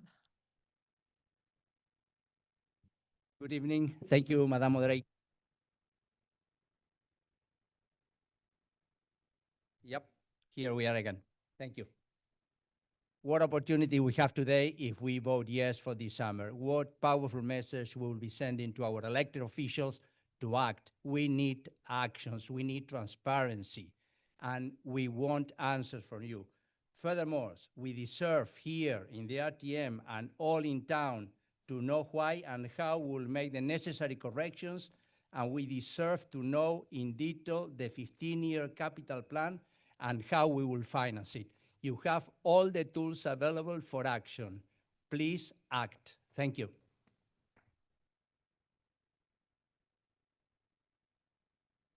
Thank you, Scott Kalb. Thank you, Madam Moderator. It's good to be back. My name is Scott Kalb, and I am a member of the Board of Estimate and Taxation on the Democratic ticket. Today, I rise in support of this SOMR. The significance of this SOMR is not in the deadlines it imposes, nor in the policies it calls for. Rather, its significance rests in the signal it sends to the BET of which I am part, that the RTM is concerned about the lack of long-term planning that goes into the budget and wants to have a better understanding of where we are financially and where the town is headed. It calls for greater transparency and more collaboration. I welcome these two factors. Sadly, I believe that this message is correct. I regret to say that I believe our budget process lacks long-term planning. It's not collaborative, and I feel it is not transparent. In my experience, we have 6 individuals on the Republican side of the BET who have an agenda, and they are deciding what is best for our town's finances and the quality of life of our townspeople. They wrote the guidelines for the budget.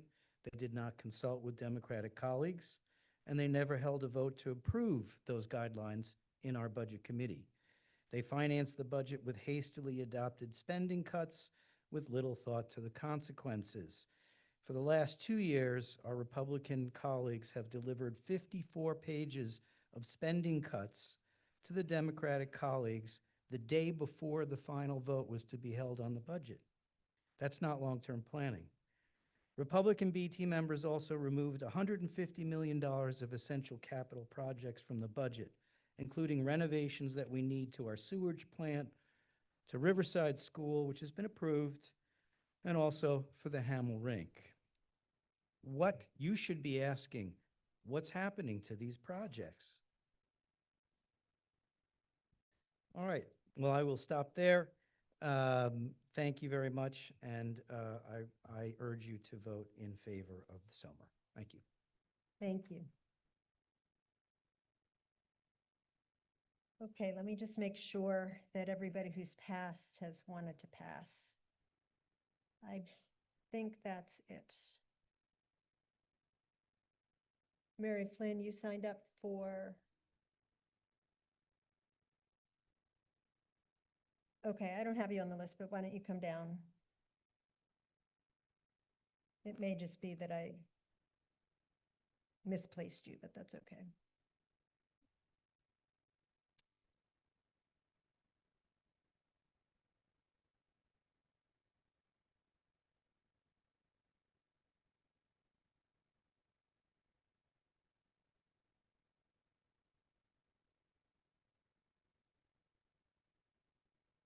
Hi, I'm Mary Flynn again, and I don't want to repeat what other people have said. I agree with all of it. We need to know what our capital projects are coming up. As I said before, they've taken out the sewage treatment plant at 60 million. It's gone. We need the Hamel Rink. I talked about kayaking from Todd's Point 5 days after a major storm. There was human waste as I went into Greenwich Cove. We need to address these things. These need to be on the capital plan. We need actual plans, not for the near future and for the next 15 years. We need to know what we're going to do. You can't just remove them and pretend we don't need it. As we know, the cost can be figured out. We know about the fiscal cliff. Let's not jump off it. Let's keep our eyes wide open and fix it. We need better planning. It's a lot of work. I know most of us don't get paid, but that's what the BET members signed up for and the rest of us. The RTM is charged with promoting the will of the town. To do that, we need to know what the BET and the First Selectmen's plans are for the future. Please vote yes for the SOMR. Thank you. Thank you. Okay, I think that does conclude all of our speakers. So we are now going to be vote yes.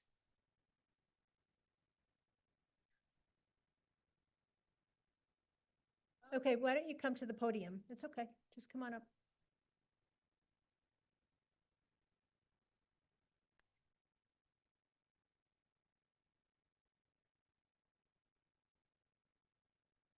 Thank you, Madam Chair. I'd just like to ask you if it's okay for one member to chastise another member by name? No. Oh, well, I didn't hear anybody speak up about it. Anyway, I just wanted to mention that, and I thought it was inappropriate. Okay. Thank you. We are going to call the vote on item 28, the District 8 SOMR.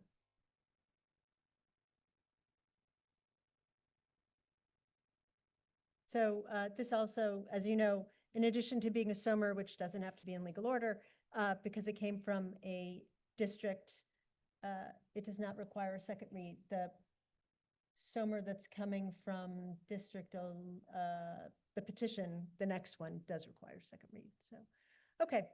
This is item 28, the District 8 SOMR Policy for Budget Guidelines. If you are in favor of this item, you would vote yes. If you are opposed, you would vote no. Craig, you want to open up our vote?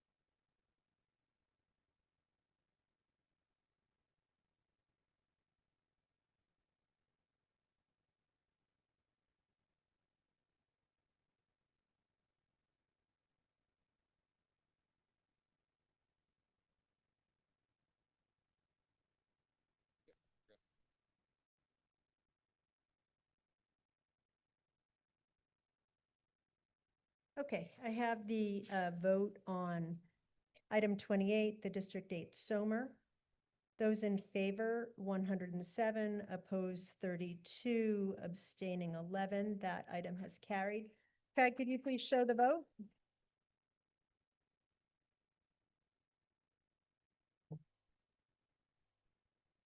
Okay. We come to our final item of the evening, which is item 29, which is a SOMR being presented by a petition of 20 residents. Mr. Adam Leader, as the primary proponent, would you like to come up and read that for us, please?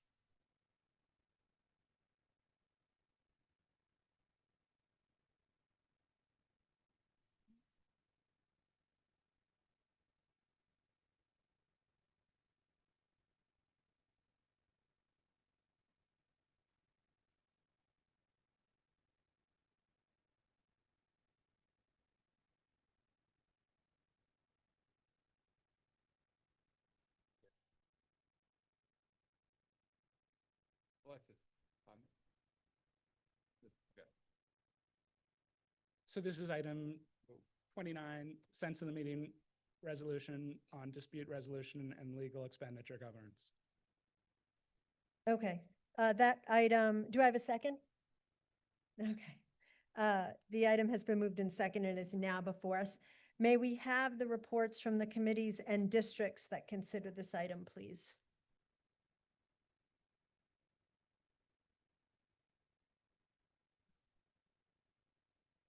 Who's going first? You guys are all hiding over there. Mr. Waters, good. You're taking the initiative. Excellent. Okay. BOC voted 1-8 on the SOMR as listed on the call. We had Adam Leader provide an overview, as well as Owen Weaver of Zabel Schellenberg representing the law department.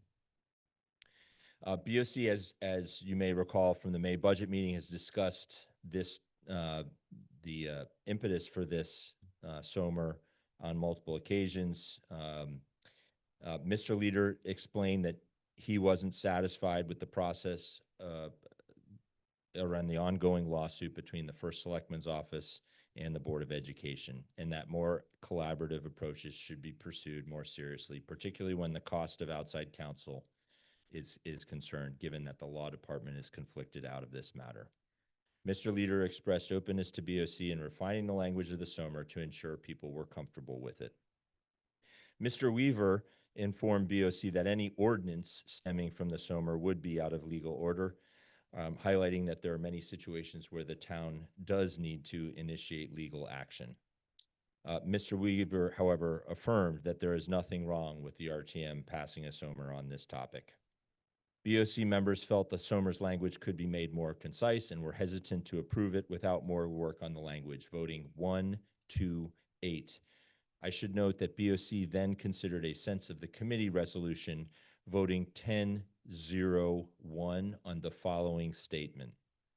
The Budget Overview Committee supports the intent of the SOMR and calls upon the Board of Education and the First Selectman to resolve their ongoing legal dispute immediately. Thank you. You. Greg Zorthian, Chair of Finance Committee.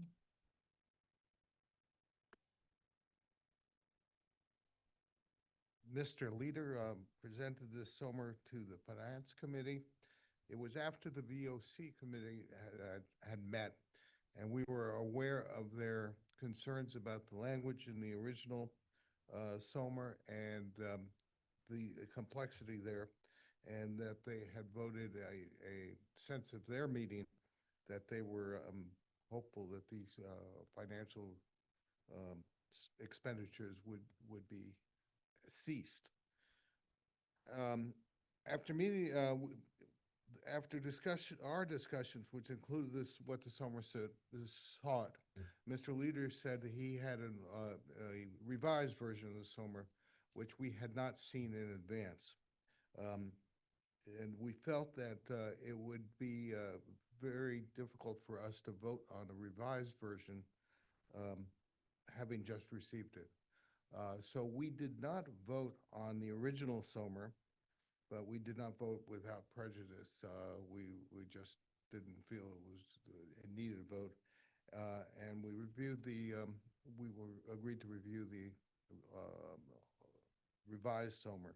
We did feel that this ongoing expenditure of intramural fighting needed to end, and we needed to save money, that we were spending money without even knowing how much we were spending. So with the general sense of the Finance Committee is one of support of the intent of the SOMR. Thank you. Kip Bergweger with our report from the Legislative and Rules Committee.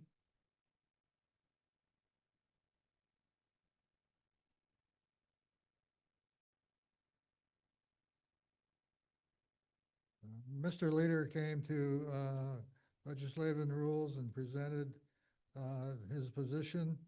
He also brought a revised version because he had been consulting with the BET and the VOC and came away with the notion that there was a simpler way to to write it. However, we did not have a chance to go through the simpler version. But we did expect that it would be presented at some point, and it has in fact been released now. But we were aware that he was open to modifications and was hoping to get the support of a district or committee to provide to support the new version in order to get this completed. We did not take any vote because the object was in the process of being revised. Thank you. Ms. Fahey, did you want to give your District 11 report, please?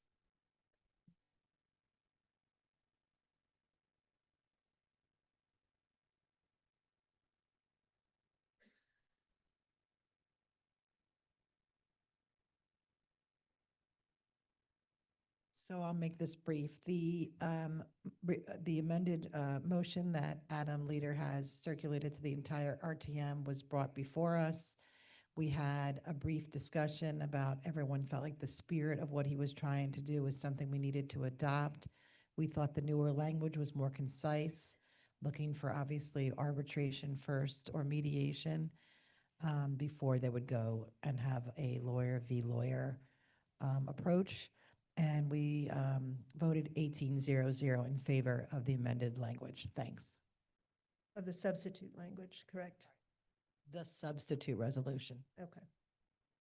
Okay, we're going to move into that in a second. So your second parliamentary lesson of the night, which I know you are so excited about at 11:30, is the difference between a standard motion to amend, which is what we usually do, and what District 11 is proposing, which is a substitute resolution. And the important thing to realize is that normally when we take motions to amend, we sort of go paragraph by paragraph, and you have an opportunity to vote them up or down individually, which works very well, except if you want to do what District 11 is doing, which is replace large chunks of their proposed resolution, full paragraphs, or add new paragraphs. What you need to be aware of is that it's sort of like you break it, you buy it. Once you replace that and you vote it in, that is what you are working with, and you are prohibited from changing it during the same session. I don't believe we are going to be changing anything else this evening, so if you adopt it, I think that is what you are looking at for September. This does require a second read. I'm not aware of anyone that wants to suspend the second read, but I do want to just briefly explain the difference between what we customarily do, which is small minor amendments, versus what District 11 is proposing, which is a substitute resolution. If there were motions to amend, straight up motions, then I would not accept the substitute resolution because it could potentially subvert the intentions of people who just wanted to make minor modifications, right? So you are going down the road of a substitute resolution. Who is introducing that? Ms. Fahey, are you introducing that, or is Mr. Leader introducing it? Someone's got to introduce it. Okay. Adam Leader, on behalf of District 11, offering a substitute resolution. Is that what you're doing? Yes, the same one I shared with the RTM. Okay. That motion being offered on behalf of a district does not require a second and is now before us. Debate on the substitute resolution there. We can have 5 minutes each. Ms. Fahey or Ms. Leader, I don't know who, Mr. Leader, I don't know which one of you wants to offer the comments from the district, to be followed by, is Karen Fasliotis still here? She wants to, I'm assuming you are the principal opponent? Okay, you will have 5 minutes, Mr. Leader. Thank you, Madam Moderator. I've already shared my opinions about this with you. As you heard from the committees, I listened to all the feedback that was presented at the BOC, the Finance Committee, and LNR, and included it in this substitute, which I think will be an easier version to consider at the September meeting at the second read. Thank you. Sure. Thank you. Karen Fasliotis, the principal opponent to the substitute resolution. And I'm going to be brief also, so I'm not going to spend 5 minutes, I hope. The goal of the SOMAR is laudable. I don't think anyone that is still in this room would not prefer collaborative dispute resolution over an administrative or civil lawsuit.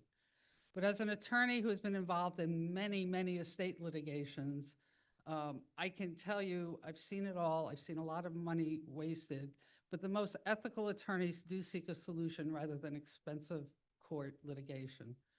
But what this SOMAR proposes is either not feasible or practical. Calling a halt to the, quote, ongoing litigation is simply not feasible. The FOI Commission has heard arguments, final papers have been filed, and a decision is pending by the Commission. Similarly, the Superior Court decision on summary judgment is pending, likely awaiting the decision for the FOIA Commission before that decision is decided. Perhaps instead, the SOMAR should call for that the town entities abide by the decision of the FOIA Commission and/or the Superior Court and not appeal the decision. That might be a practical solution. Secondly, we have a town attorney and a legal department for a reason. They are hired to defend the town and to make their judgments as to how to proceed with a case. Requiring a policy to be adopted by all town bodies, elected officials, and the town attorney sounds great, but again, it's not feasible. Elected officials cannot bind future elected officials on a policy matter. So what you're talking about is a policy that might be effective for 2 years, but then again will change or possibly in the 2 years that follow, in 2 years, and 2 years, and 2 years. So again, it's something that you need to think about. And I urge you, when you're thinking about this, that to vote no on this SOMAR when it does come back to you in September. Thank you. Thank you. All right, those are the only two people that have signed up to debate the substitute resolution. So I believe we can call for the vote. So if you have, we're not going to read it all. The language is there. It was circulated. It's on the website. This is what District 11 has circulated.